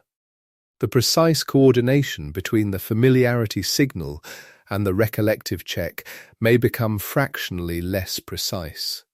And if the temporal lobe mechanism that generates déjà vu requires some small window of misalignment, some moment in which the familiarity signal arrives just a fraction ahead of the recollective check, or in which the recollective check fails to find its match just slightly more often than it ordinarily would, then that window may open more frequently in a tired brain than in a rested one. Stress works along related lines, though through somewhat different pathways. Psychological stress activates the body's arousal systems, floods the brain with cortisol and related compounds, and produces a state of heightened alertness that is, paradoxically, often less cognitively efficient rather than more. The anxious brain is doing more work than the calm one, running threat assessment processes, monitoring the environment for danger, allocating attention rapidly across multiple inputs, and this increased load can degrade the precision of the very systems it is also running, producing more errors of categorization, more misfires in the circuits that assess what is known and what is not. And travel, the third condition that appears in the survey data, sits at the intersection of both. Travel is exhausting. It is physiologically demanding, the disrupted sleep, the changed schedules, the physical effort of moving through unfamiliar transport systems and navigating new cities, and it is cognitively demanding at the same time, because every new environment is genuinely novel, genuinely unfamiliar, genuinely requiring the brain to encode new spatial configurations at a high rate while simultaneously handling the ordinary business of being wherever you are. You are building new templates faster than usual. You are sleeping less soundly. Your familiarity and recollection system is working hard, under the additional strain of altered circadian rhythm and accumulated fatigue, and all of these conditions together increase the probability that a new scene will find a hidden match in a recently encoded but not yet consolidated spatial layout, and that the familiarity signal will arrive without the recollective match close behind it. Which is why people on holiday, people crossing time zones, people arriving in new cities after long journeys and checking into hotels whose corridors they have never walked, these people report déjà vu more often than people who have been in the same house, on the same street, in the same neighborhood for months on end. The wandering mind, the peripatetic mind, the mind in motion through genuinely unfamiliar territory, is a mind encountering more of the precise conditions that the feeling requires. And to anyone lying in bed now, in the dark, perhaps at the end of a long day or a week in which sleep has been shorter than it should be and the mind has been carrying more than usual, this may feel recognizable. You may have noticed that déjà vu visits you more in the seasons of stress, more in the weeks of disrupted rest, more when you are traveling or in a new place, or when the ordinary texture of your days has been disturbed. If you have noticed that, you have noticed something real. The data agrees with you. The feeling that seems most mysterious and most disconnected from anything you can control turns out to track, with a certain quiet faithfulness, the states of the body and mind that reduce cognitive precision and increase the rate at which familiarity and recollection come apart. There is one more pattern in the survey data, and this one requires a note of care.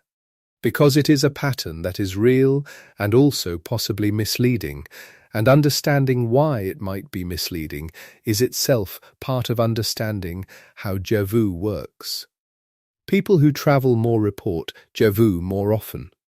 People with more years of education report it more often. People who remember their dreams more readily report it more often. And these correlations, when you first encounter them, have a slightly flattering quality, the suggestion that déjà vu is in some sense a mark of a particularly rich or active or engaged inner life. The well-travelled, the educated, the dreaming mind. It is a pleasing interpretation, and it circulates in the popular literature and in the conversations people have after noticing the feeling, as something close to established fact.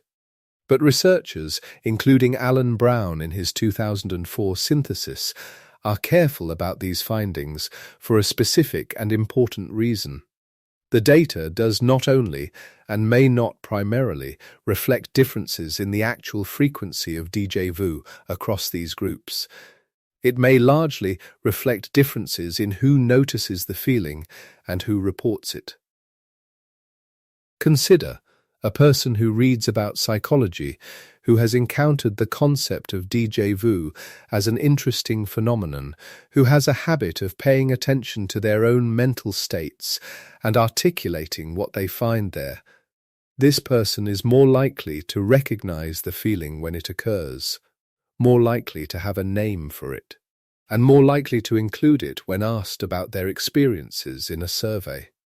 A person with less exposure to the concept, or with a cognitive style less oriented toward introspection, may have the exact same experience and simply not mark it as notable, not file it under any label, not recall it when asked. The feeling may be equally present, the reporting of it differs. Similarly, a person who travels frequently has more occasions to be in novel environments, as we have discussed, which genuinely increases the probability of déjà vu occurring. But a person who travels frequently is also, often, the kind of person who has a certain relationship to experience, attentive, curious, collecting sensations and impressions as they go. And this attentive relationship may itself increase the rate of noticing and reporting, independent of the underlying rate of occurrence. And dream recall is perhaps the most specific case of all. Better dream recall correlates with certain cognitive and attentional styles, with a tendency toward reflective processing, toward noticing and encoding internal states. And these same styles might increase both the reported frequency of déjà vu and the remembered frequency of dreams, not because the two phenomena are causally linked, but because they are both being measured through the same imperfect instrument, the self-reporting, introspecting, variable human mind. This does not mean the correlations are worthless. They may reflect something real about the conditions that produce déjà vu, layered over the measurement bias. Travel genuinely provides more novel environments. Education genuinely exposes people to the concept and makes it recognizable. Dream recall genuinely correlates with the kind of processing that might also produce more vivid transient experiences. But it means that the researcher's caveat is worth holding on to. The data on these correlates says as much about who notices and reports as it does about who has the experience, and the two things should not be collapsed into each other. There is no convincing evidence that déjà vu is a sign of a particularly gifted mind, or a mark of superior intelligence, or an indication that your inner life is richer or more complex than other people's.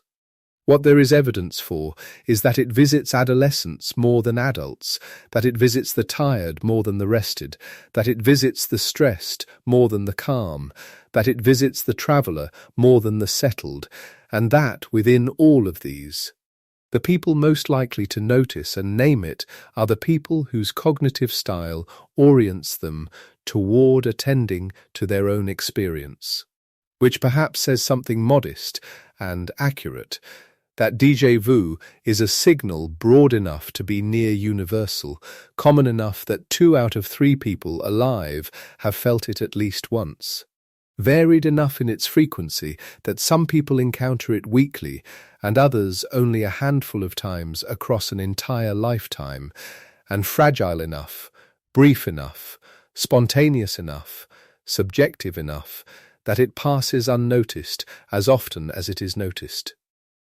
It arrives, it stays for a few seconds, it goes. And in those few seconds, the brain is doing something genuinely interesting, running 2 contradictory assessments simultaneously, holding the familiar and the new in tension, feeling its way toward a resolution of the conflict between them. The young brain, the tired brain, the brain mid-journey through an unfamiliar city, these are the brains in which that tension arises most readily, most vividly, most often. These are the conditions in which the geometry of a forgotten room rises up to meet the geometry of a new one, in which the familiarity signal outpaces its partner by just enough to generate the feeling before the recollective check catches up, and the whole strange moment passes. Anne Cleary's virtual rooms caught this process in the act. They isolated it, demonstrated it, and showed that beneath the uncanny surface of the experience there is a mechanism that makes sense, not a mystery beyond explanation, but a process that can be studied and mapped and understood, at least in the outlines of its working. The feeling is real. The cause is physical. The geometry of a forgotten space, pressing its shape against a present one, generating recognition without recall, this is as good an explanation as any science has yet produced for why this particular kitchen, this particular corridor, this particular moment out of all the moments in your ordinary day is the one that feels as though it has already been lived. And it was lived. Somewhere, in some version of it, in some room whose name you cannot recall, and whose appearance has faded, and whose details have dissolved back into the vast reservoir of things experienced and not retained. The shape of it is still there. It reaches forward through the mechanism of the rhinal cortex and the familiarity signal and the brief failure of recollection to keep up, and touches the present moment and says, "Here." This, and then it lets go. The feeling passes, as it always does, in seconds. The world reassembles itself around you. The kitchen is just a kitchen. The corridor is just a corridor. The train station fills back in with ordinary life and ordinary time, and the eerie doubling light that held the moment goes out. And you are left with the slightly dazed and slightly wondering quality of someone who has just been briefly held by something they cannot quite name. And still ahead there are the theories. Not one but many. Not a settled answer, but a whole landscape of competing explanations that have accumulated across 170 years of trying to understand this feeling. 30 of them, at least, grouped into 4 broad families, each with its own logic and its own partial truth. There is the one about the divided attention, the moment split in two. There is the one about the neural signal arriving just slightly out of step, one copy of the present moment landing a beat late and being misread as the past. There is the theory that borrows its metaphor from holography and proposes that a single fragment of a stored memory can reconstruct the whole of it, flooding you with a sense of the entire original scene from a single matched detail in the present. And there is the mirror image waiting at the other end of all of this, the feeling that runs the whole mechanism in reverse. That takes a word you have written all your life and makes it strange, that turns the most familiar things alien and unreal, that is the shadow twin of déjà vu and shares its machinery and was demonstrated in a simple and quietly unsettling experiment with nothing more than a pencil and a piece of paper and the repetition of a single ordinary word until it stopped meaning anything at all. Alan Brown, the psychologist who spent years cataloguing every serious attempt to explain this feeling, arrived at a count of more than 30 distinct theories proposed across 170 years of inquiry. 30, which is, when you consider it quietly, a remarkable number for something that lasts only a few seconds and leaves no trace. 30 theories for a ghost. And Brown organized them into 4 broad families, not because any one family had won, but because that is the honest shape of what science has actually produced here, a map of possible explanations, each capturing something real, none capturing everything. The first family is the one we have already spent the most time inside, the dual processing account. The idea of 2 streams of recognition briefly running out of alignment. The familiarity signal arriving without the recollection signal that should accompany it. A feeling of pastness with no past attached. That family sits at the center of the modern understanding of déjà vu and is almost certainly describing something true. The medial temporal lobe does split recognition into those 2 streams. The hippocampus does handle recollection, the retrieval of the actual episode with its details and its context, while the perirhinal and rhinal and entorhinal cortex handle familiarity, the raw signal of knowing, the wordless sense of something recognized, and when the familiarity stream fires while the recollection stream fails to follow, what you experience is precisely déjà vu. The present moment arriving with the feeling of the past, a past that cannot be located because it was never there. The second family is neurological, and it proposes something slightly different, a small misfire, a brief disruption in the normal electrical rhythm of the brain, something like a very minor seizure-like event in the temporal lobe that floods the familiarity circuitry for a moment before the system recovers. This family is supported by the epilepsy work, by the fact that patients with temporal lobe epilepsy experience déjà vu as an aura, and by the electrical stimulation studies of Bancaud and his colleagues, who could produce the feeling simply by placing an electrode against the rhinal cortex. The neurological family says something fired when it should not have. A brief electrical event, a flicker in the circuitry, and then it was gone, and the feeling went with it. The third family is the memory family, and it makes perhaps the most intuitively satisfying argument that somewhere in your past you have had a real experience that resembles this present moment closely enough to trigger recognition, but that the original experience was encoded weakly, stored imperfectly. and cannot be retrieved as a proper memory, so its match surfaces as familiarity without content. A real place you visited while distracted, a real scene glimpsed while tired, a real configuration of light and space and people that your brain stored in the shallow end of memory, not quite deep enough to retrieve, but deep enough to recognize when the world accidentally rhymes with it. This is the family that Anne Cleary's work most directly supports, the hidden layout experiments in which a new virtual scene secretly shared the same spatial structure as a forgotten earlier one. And the new scene triggered déjà far more often than chance. Your brain recognized the shape of the room, even when it could not name the room it was remembering. And the fourth family is the attention family. And this one is quieter and stranger and has a quality of domestic unease that the others lack. The divided attention theory, which belongs to this fourth family, proposes something like this. You enter a scene while your mind is split, while part of your attention is elsewhere, occupied with a thought or a conversation or the ordinary low-grade noise of being conscious and tired.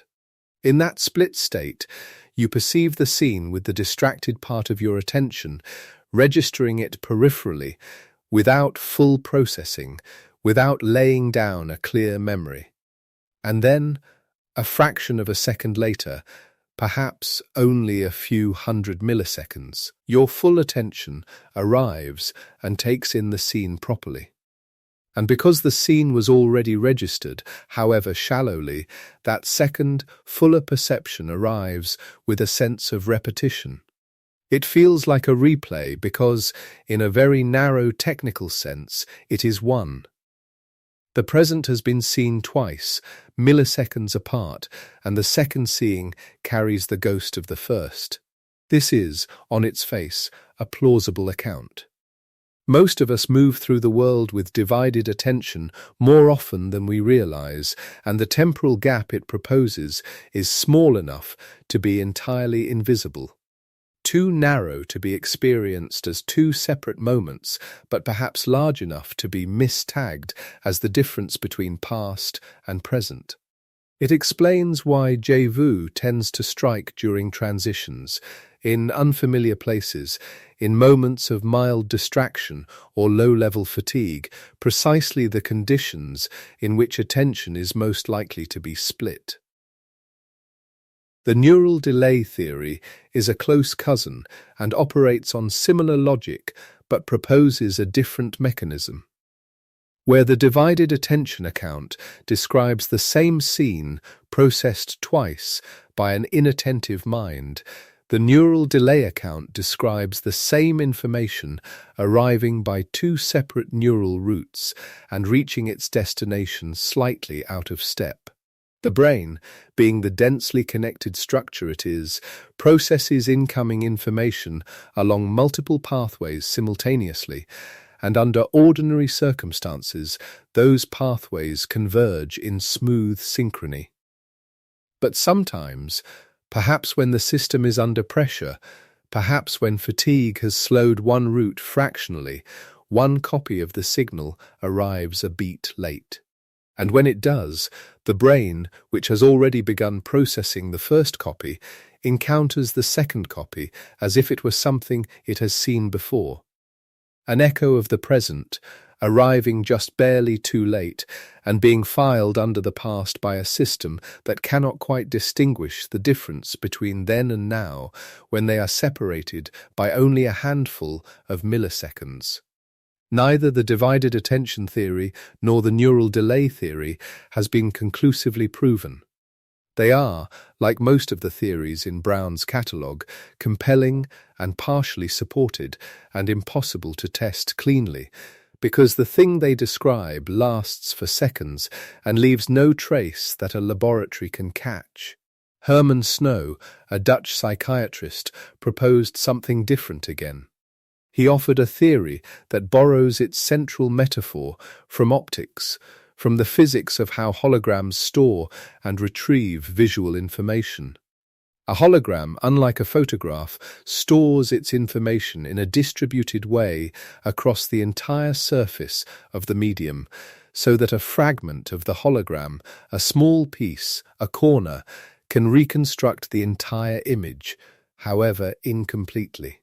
Snow proposed in 1990 that human memory might work in something like this way, that memories are stored not as discrete files retrievable in their entirety or not at all, but as patterns distributed across the neural architecture so that a single element of a stored memory, a particular quality of light, a particular angle of a room, a particular sound frequency, a particular smell, might be enough to trigger a reconstruction of the whole original scene.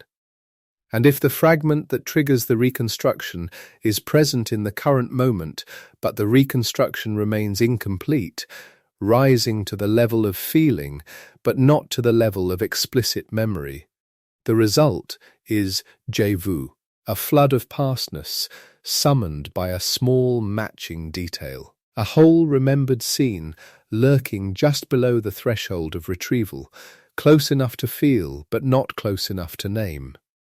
It is a beautiful theory. And it may be true, in the sense that it captures something real about how recognition and memory operate, even if it cannot yet be tested in a way that confirms or rules it out. Snow's hologram metaphor has the quality that the best scientific hypotheses often have. It makes the strange thing feel logical, makes the experience feel less like a malfunction and more like a natural consequence of the way the system is built. And then there is the dream overlap idea, which is perhaps the hardest to test of all, and perhaps the most resonant for the particular population most likely to be listening to this at the close of a day. The proposal here is modest and somewhat difficult to evaluate precisely because of how poorly we encode and retain dreams. You have a dream. The dream contains imagery, scenes, configurations of space and light that your sleeping mind assembles from its stored materials. And because dream memories are fragile and poorly consolidated, encoded at a different depth and in a different mode than waking memories, many of them do not survive the transition to waking consciousness in any explicit form. They dissolve. They leave no retrievable trace. But they may leave something, a very faint impressionistic residue, a low-resolution imprint, not enough to recall, but perhaps enough to recognize. And then, days or weeks later, you encounter a waking scene that resembles the dream scene closely enough to trigger that residue. And what you feel is familiarity with no source, recognition without a the present moment draped in the ghost of a night you cannot remember having. This is, of course, a bridge this particular hour of the night is well placed to stand on. You are about to dream. And you will not remember most of what happens there, and somewhere in those few hours, images will move through the architecture of your sleeping mind and leave behind whatever traces they leave, and those traces will settle into the general reservoir of what your brain knows without knowing how it knows it. And it is not impossible, it is, in fact, rather a beautiful and ordinary thing to consider, that a morning or a week from now, some corner of the waking world will rhyme with what you dreamed tonight, and for a second or two the familiar strangeness will arrive, and you will not know where it came from, and that is quite all right. The dopamine case is an odd note, a single report from 2001, and it should be heard as exactly that, a single report, illustrative rather than conclusive, a data point rather than a discovery. Two researchers, Timonen and Jyskelinen, described a healthy young man who, after taking two drugs together, amantadine and phenylpropanolamine, both of which increased dopamine activity, developed frequent and intense episodes of déjà vu that ceased when the drugs were stopped. A single case, and a single case proves nothing. But it adds a line to the sketch. Dopaminergic activity in the temporal lobe may be one of the switches. The brain's dopamine system is deeply involved in signaling salience, in marking things as relevant, as known, as meaningful, and if that system misfires, it may be painting the present with significance it did not earn. One person, one case, one implication, held lightly as a curiosity among other curiosities. And now, the mirror. Chris Moulin, who spent years studying both the normal experience of déjà vu and its clinical extremes, arrived at the mirror image from two directions at once. He studied patients at the far end of the familiarity disorder, people for whom the mechanism did not briefly misfire and self-correct, but ran continuously and entirely unchecked, and he demonstrated the inverse experience in a laboratory with a method so simple it is almost funny. Almost, it has the quality that the best demonstrations in psychology have, the quality of revealing something unsettling about the machinery of consciousness by doing something entirely mundane to it. Moulin asked participants to write a single ordinary word over and over again, the word door, or chair, or any word so common it has been absorbed into the background of the language, a word you have written 10,000 times without thinking about it, and he asked them to write it again and again until something changed. And something did change. After a certain number of repetitions, not very many, fewer than you might expect, the word on the page ceased to look like a word. It began to look like a random arrangement of shapes, a cluster of marks with no meaning, an alien configuration that happened to be familiar in the way that a face becomes unfamiliar when you stare at it too long. The participants reported that the word no longer felt like itself, that they could no longer access its meaning with the automatic ease that reading normally allows. That it had become strange. This is jamais vu, never seen, and it is the same familiarity machinery running in reverse. Where déjà vu is the familiarity signal firing without recollection, a feeling of knowing applied to something genuinely unknown, jamais vu is the familiarity signal failing in the presence of something genuinely known, so that the known thing becomes strange, unrecognized, alien. The word door does not stop meaning door because you have written it 30 times. But your brain's automatic familiarity response, the mechanism that normally processes the word below consciousness in a fraction of a second and delivers its meaning without effort, can apparently become fatigued or destabilized by repetition. And when that mechanism falters, you are left looking at shapes, at marks, at the surface of the word without access to its interior.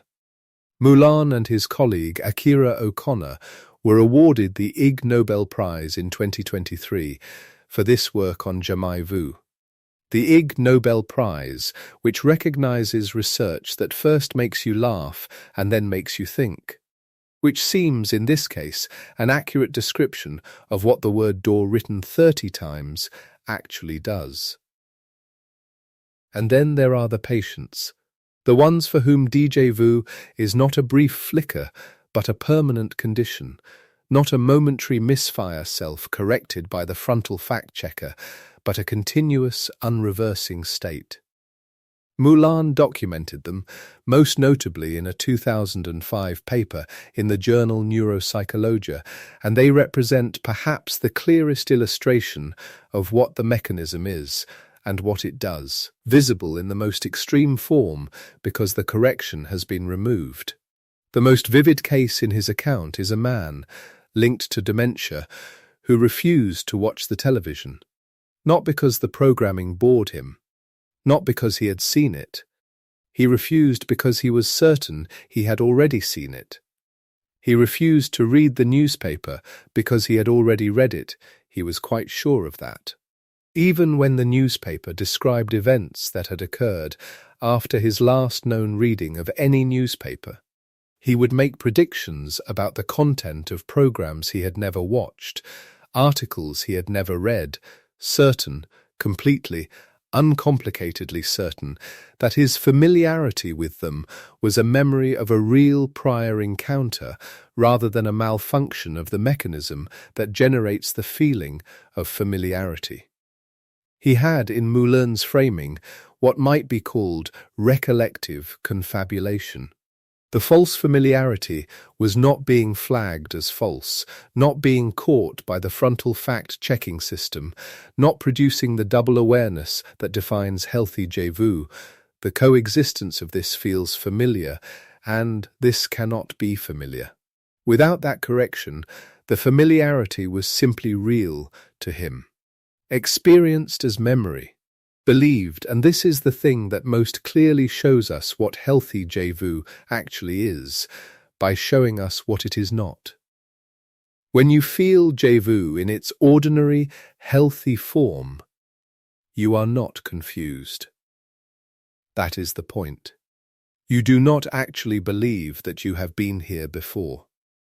You feel that you have been here before, and you simultaneously know that you have not. And those two things coexist in the same moment, one real and one feeling, and the tension between them is the whole experience. The strangeness is the friction. And the friction is your frontal lobe catching the error, flagging it, refusing to let the false familiarity harden into false memory. The man who would not watch television had lost that friction, and without it, the feeling became a fact. He lived inside déjà without the corrective self-awareness that makes it brief and passing, and ultimately harmless, and the result was something very like a waking dream, a continuous present that felt entirely made of past. This is also why ordinary, occasional déjà is not something to be concerned about. It is not a sign of something coming undone. It is, if anything, the opposite. It is evidence that the checking system is active, that the monitoring layer of your consciousness is doing its job, that you are able to notice a false signal and identify it as false in real time. The vast majority of people who experience déjà experience it as something strange and interesting and gone in a moment, and that is the correct and healthy profile of the thing. If it becomes very frequent, if it is prolonged, if it comes with other sensations, a strange smell, a period of staring without response, a stretch of time that simply vanished, that is a different conversation to have with a doctor, calmly and without urgency. But the ordinary flicker, the brief double light of a familiar moment that cannot be familiar, the few seconds of eerie recognition in a coffee shop or a corridor or a field, that is the brain's reality monitoring system doing exactly what it should. And now, the other kinds of explanation. The ones that preceded the science, and the ones that still linger in the corners of how people talk about the feeling. They deserve a moment, if only because they say something true about how strange the experience is, even if they do not say anything true about what causes it. The French philosopher-psychologist Émile Boirac gave the experience its current name in a letter he published in 1876, developing the idea more fully in writings that appeared only after his death in 1917. Before Boirac named it, the feeling was often called paramnesia or fausse reconnaissance, false recognition, and the naming itself was an act of attention. A way of saying, this experience is real enough and common enough and strange enough to require a word. And Boirac was right about that, whatever else he was or was not right about. The word gave researchers something to gather around. Before déjà vu had a name, it was harder to ask about it systematically, harder to count how many people had experienced it, harder to compare accounts across languages and cultures. The name did real work. Sigmund Freud, who had opinions about most things, had opinions about déjà vu as well. He called it fausse reconnaissance, using the older term, and he interpreted it through the lens of psychoanalytic theory as a resurfacing of a repressed wish or an unconscious fantasy. The feeling arising when a present scene rhymes with something the mind has been keeping below the threshold of awareness. It is an interesting interpretation, and it has the quality of all Freudian interpretations, which is the quality of being impossible to either prove or disprove with the tools available at the time. Modern neuroscience has largely moved past it, not with hostility, but with the quiet indifference of a river finding a different course. The temporal lobe, the rhinal cortex, the dual-process memory system, these do not need repressed wishes to explain what they do. The machinery is more interesting than the mythology, and also, in its way, more beautiful. The folk explanations are more vivid and more persistent, that déjà vu is a memory of a past life, bleeding through the membrane between incarnations, that it is a glimpse of a dream you had and cannot now recall, that it is a sign of psychic sensitivity, a premonition arriving slightly after the event it was supposed to announce, that it is a glitch in the simulation, the moment when the program running the world repeats a line of code, the moment, yes, the black cat walking by twice in a row, when something in the underlying structure of reality shows its seams. These explanations share something with the real scientific accounts. They all begin from the correct observation that this feels like repetition, that this feels like recognition, that there is something here that wants explaining. They are wrong about the mechanism, but they are right about the question. The experience is genuinely strange. It does feel, for a few seconds, like the present moment has arrived from somewhere it should not have come from. That strangeness is real. And it is not silly or credulous to have felt it and wanted to understand it. It is, in fact, the beginning of exactly the inquiry that produced the temporal lobe studies and the fMRI findings and the VRR labyrinths and the 30-plus theories gathered patiently over 170 years. The glitch in the matrix, specifically, is a compelling metaphor even if it is the wrong one. Because the truth, the actual, documented, neurological truth, is stranger and more interesting than a glitch. It is not that reality repeated itself. It is that your brain double-checked reality, caught a false signal, and showed you the catch happening in real time. That is not a malfunction in the simulation. That is the simulation running a self-diagnostic and letting you see the output on the screen. Which is, if you are willing to sit with it for a moment, a more extraordinary thing than a programming error. It means you are not a passive receiver of experience. You are a system that monitors its own monitoring, that watches itself watching, that can stand briefly at the edge of its own process and observe the machinery through a gap in the floor. Alan Brown's 30-plus theories, his 4 families, his years of collected survey data and experimental literature and clinical reports, they arrive at something that has the shape of an answer, even if not the tidiness of one. The answer is probably all of the above, in different proportions for different episodes, in different combinations for different people. The brain is not a single machine running a single program. It is a dense and ancient and improvised structure that evolution built over millions of years by adding new capacities on top of older ones, patching systems that worked well enough without redesigning them, producing an organ of tremendous and unrepeatable complexity in which many things can go slightly and temporarily off in ways that feel profound and are, in the end, harmless, déjà vu maybe. In one episode, a split perception. In another, a forgotten spatial layout. In another, a faint resonance with a dream. In another, a neural signal arriving a beat late. And in all of them, the thing that makes it déjà vu rather than delusion is the same. The frontal corrective, the double awareness, the coexistence of the feeling and the knowledge that the feeling is false. The fact-checker, arriving immediately, like someone tapping you on the shoulder a second after you've mistaken a stranger for a friend.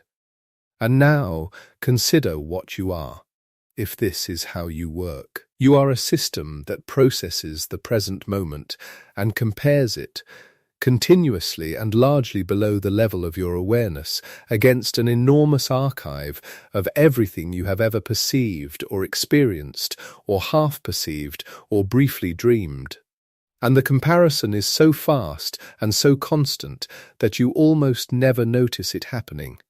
Because when it runs without error, it produces only the smooth flow of experience, one moment following the other in sensible order, nothing out of place. And then, very occasionally, once or twice a year perhaps, the comparison produces a false positive. A moment matches something in the archive so closely, or so partially, or along a dimension the archive was not designed to track precisely, that the familiarity signal fires ahead of or without the recollection that would anchor it, and for a few seconds you feel the fold in the fabric. You stand at the point where two layers of time briefly overlap, the present and a phantom past, and the overlap is the strangest feeling you have, and it lasts no longer than it takes your brain to correct the error, and then it is gone. And you are left holding the memory of a feeling that came from nowhere, the shadow of a moment that was not a moment, the echo of a recollection that was not a recollection. And you carry it forward into the rest of the day, a small coin of strangeness in the pocket of the afternoon, and gradually it fades, and by evening you might have forgotten the episode entirely. Or you might remember it as a curiosity, a small piece of evidence that the mind is stranger and deeper and more active than its ordinary presentation suggests.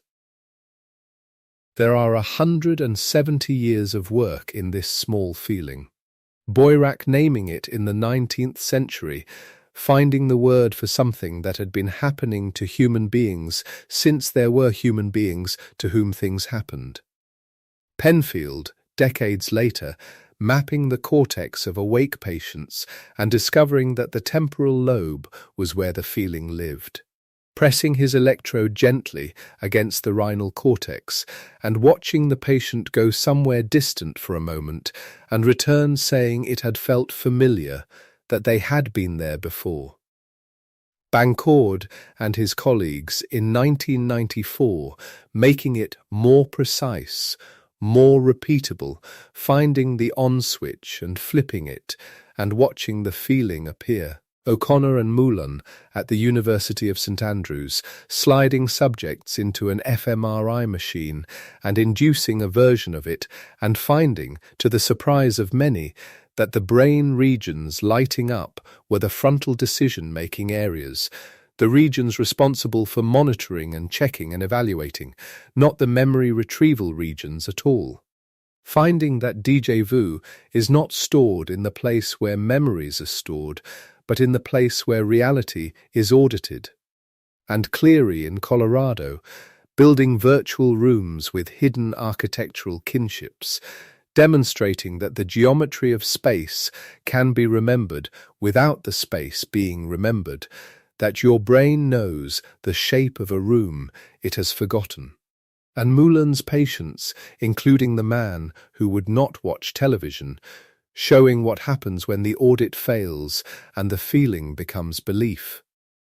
All of that work, accumulated slowly, built across different countries and different decades and different methods, arriving at a picture that is still incomplete and still contested and still missing its final coherent theory, and already more beautiful than any of the explanations that came before.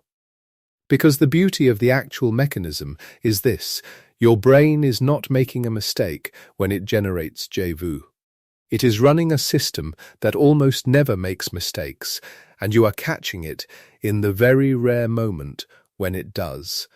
And you are catching it because another part of the same brain is already checking the mistake and flagging it and refusing to let it stand.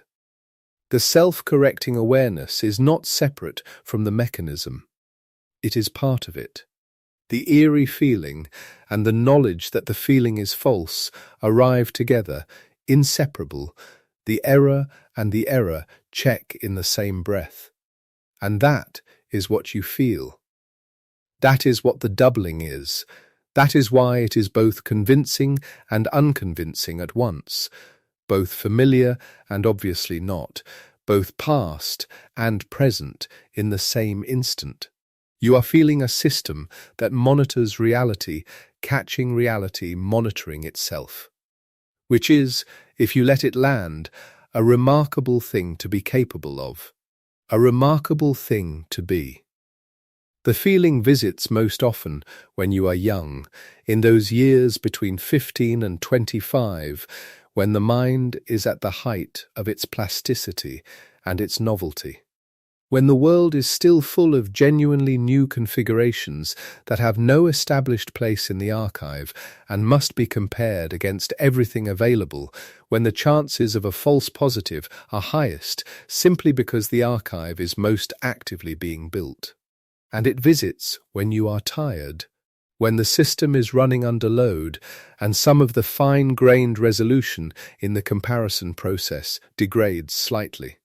And it visits when you are far from home, in unfamiliar cities and strange corridors and rooms that have never held you before, precisely because unfamiliarity is the condition in which the brain works hardest to find something known to stand on, and sometimes finds it where it does not strictly exist.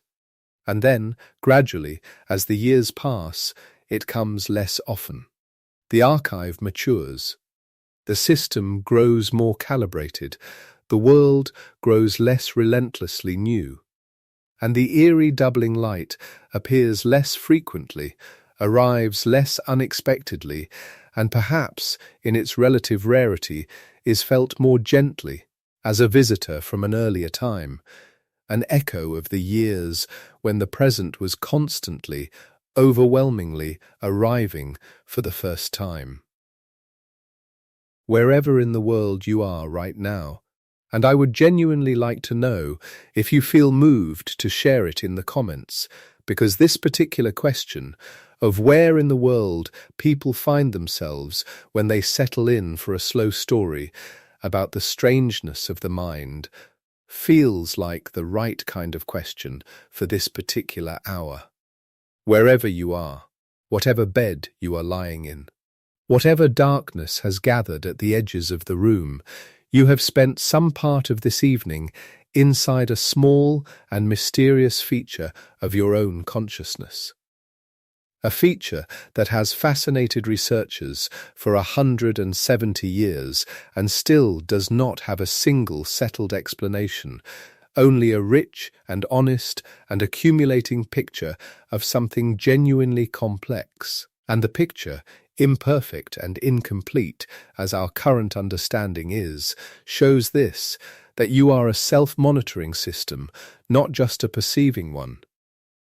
That your brain does not simply take in the present moment and file it, it audits the filing, checks the archive against itself, catches its own errors and flags them and corrects them before they can cause real damage.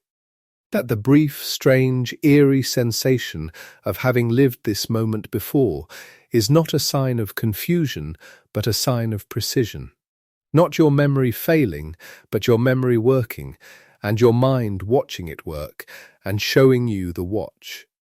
There are more stories here of this slow and careful kind, waiting for whenever you want them. Stories about the mind, about sleep, about the strange and ordinary architecture of being a thinking creature. They will be here. The room around you is quiet now. The thoughts that were moving through you a little while ago have begun to slow, the way thoughts do when the body is ready, when the day has been processed as much as it needs to be, when the archive of today is settling toward whatever depth the night will give it. Somewhere in the hours ahead, you will dream things you will not remember, and those unremembered things will fold themselves into the vast and unmappable territory of what you carry forward, and some morning years from now, some corner of the world will briefly rhyme with them, and for a few seconds. The doubling light will arrive, and you will stand at the fold, and you will not know where it came from.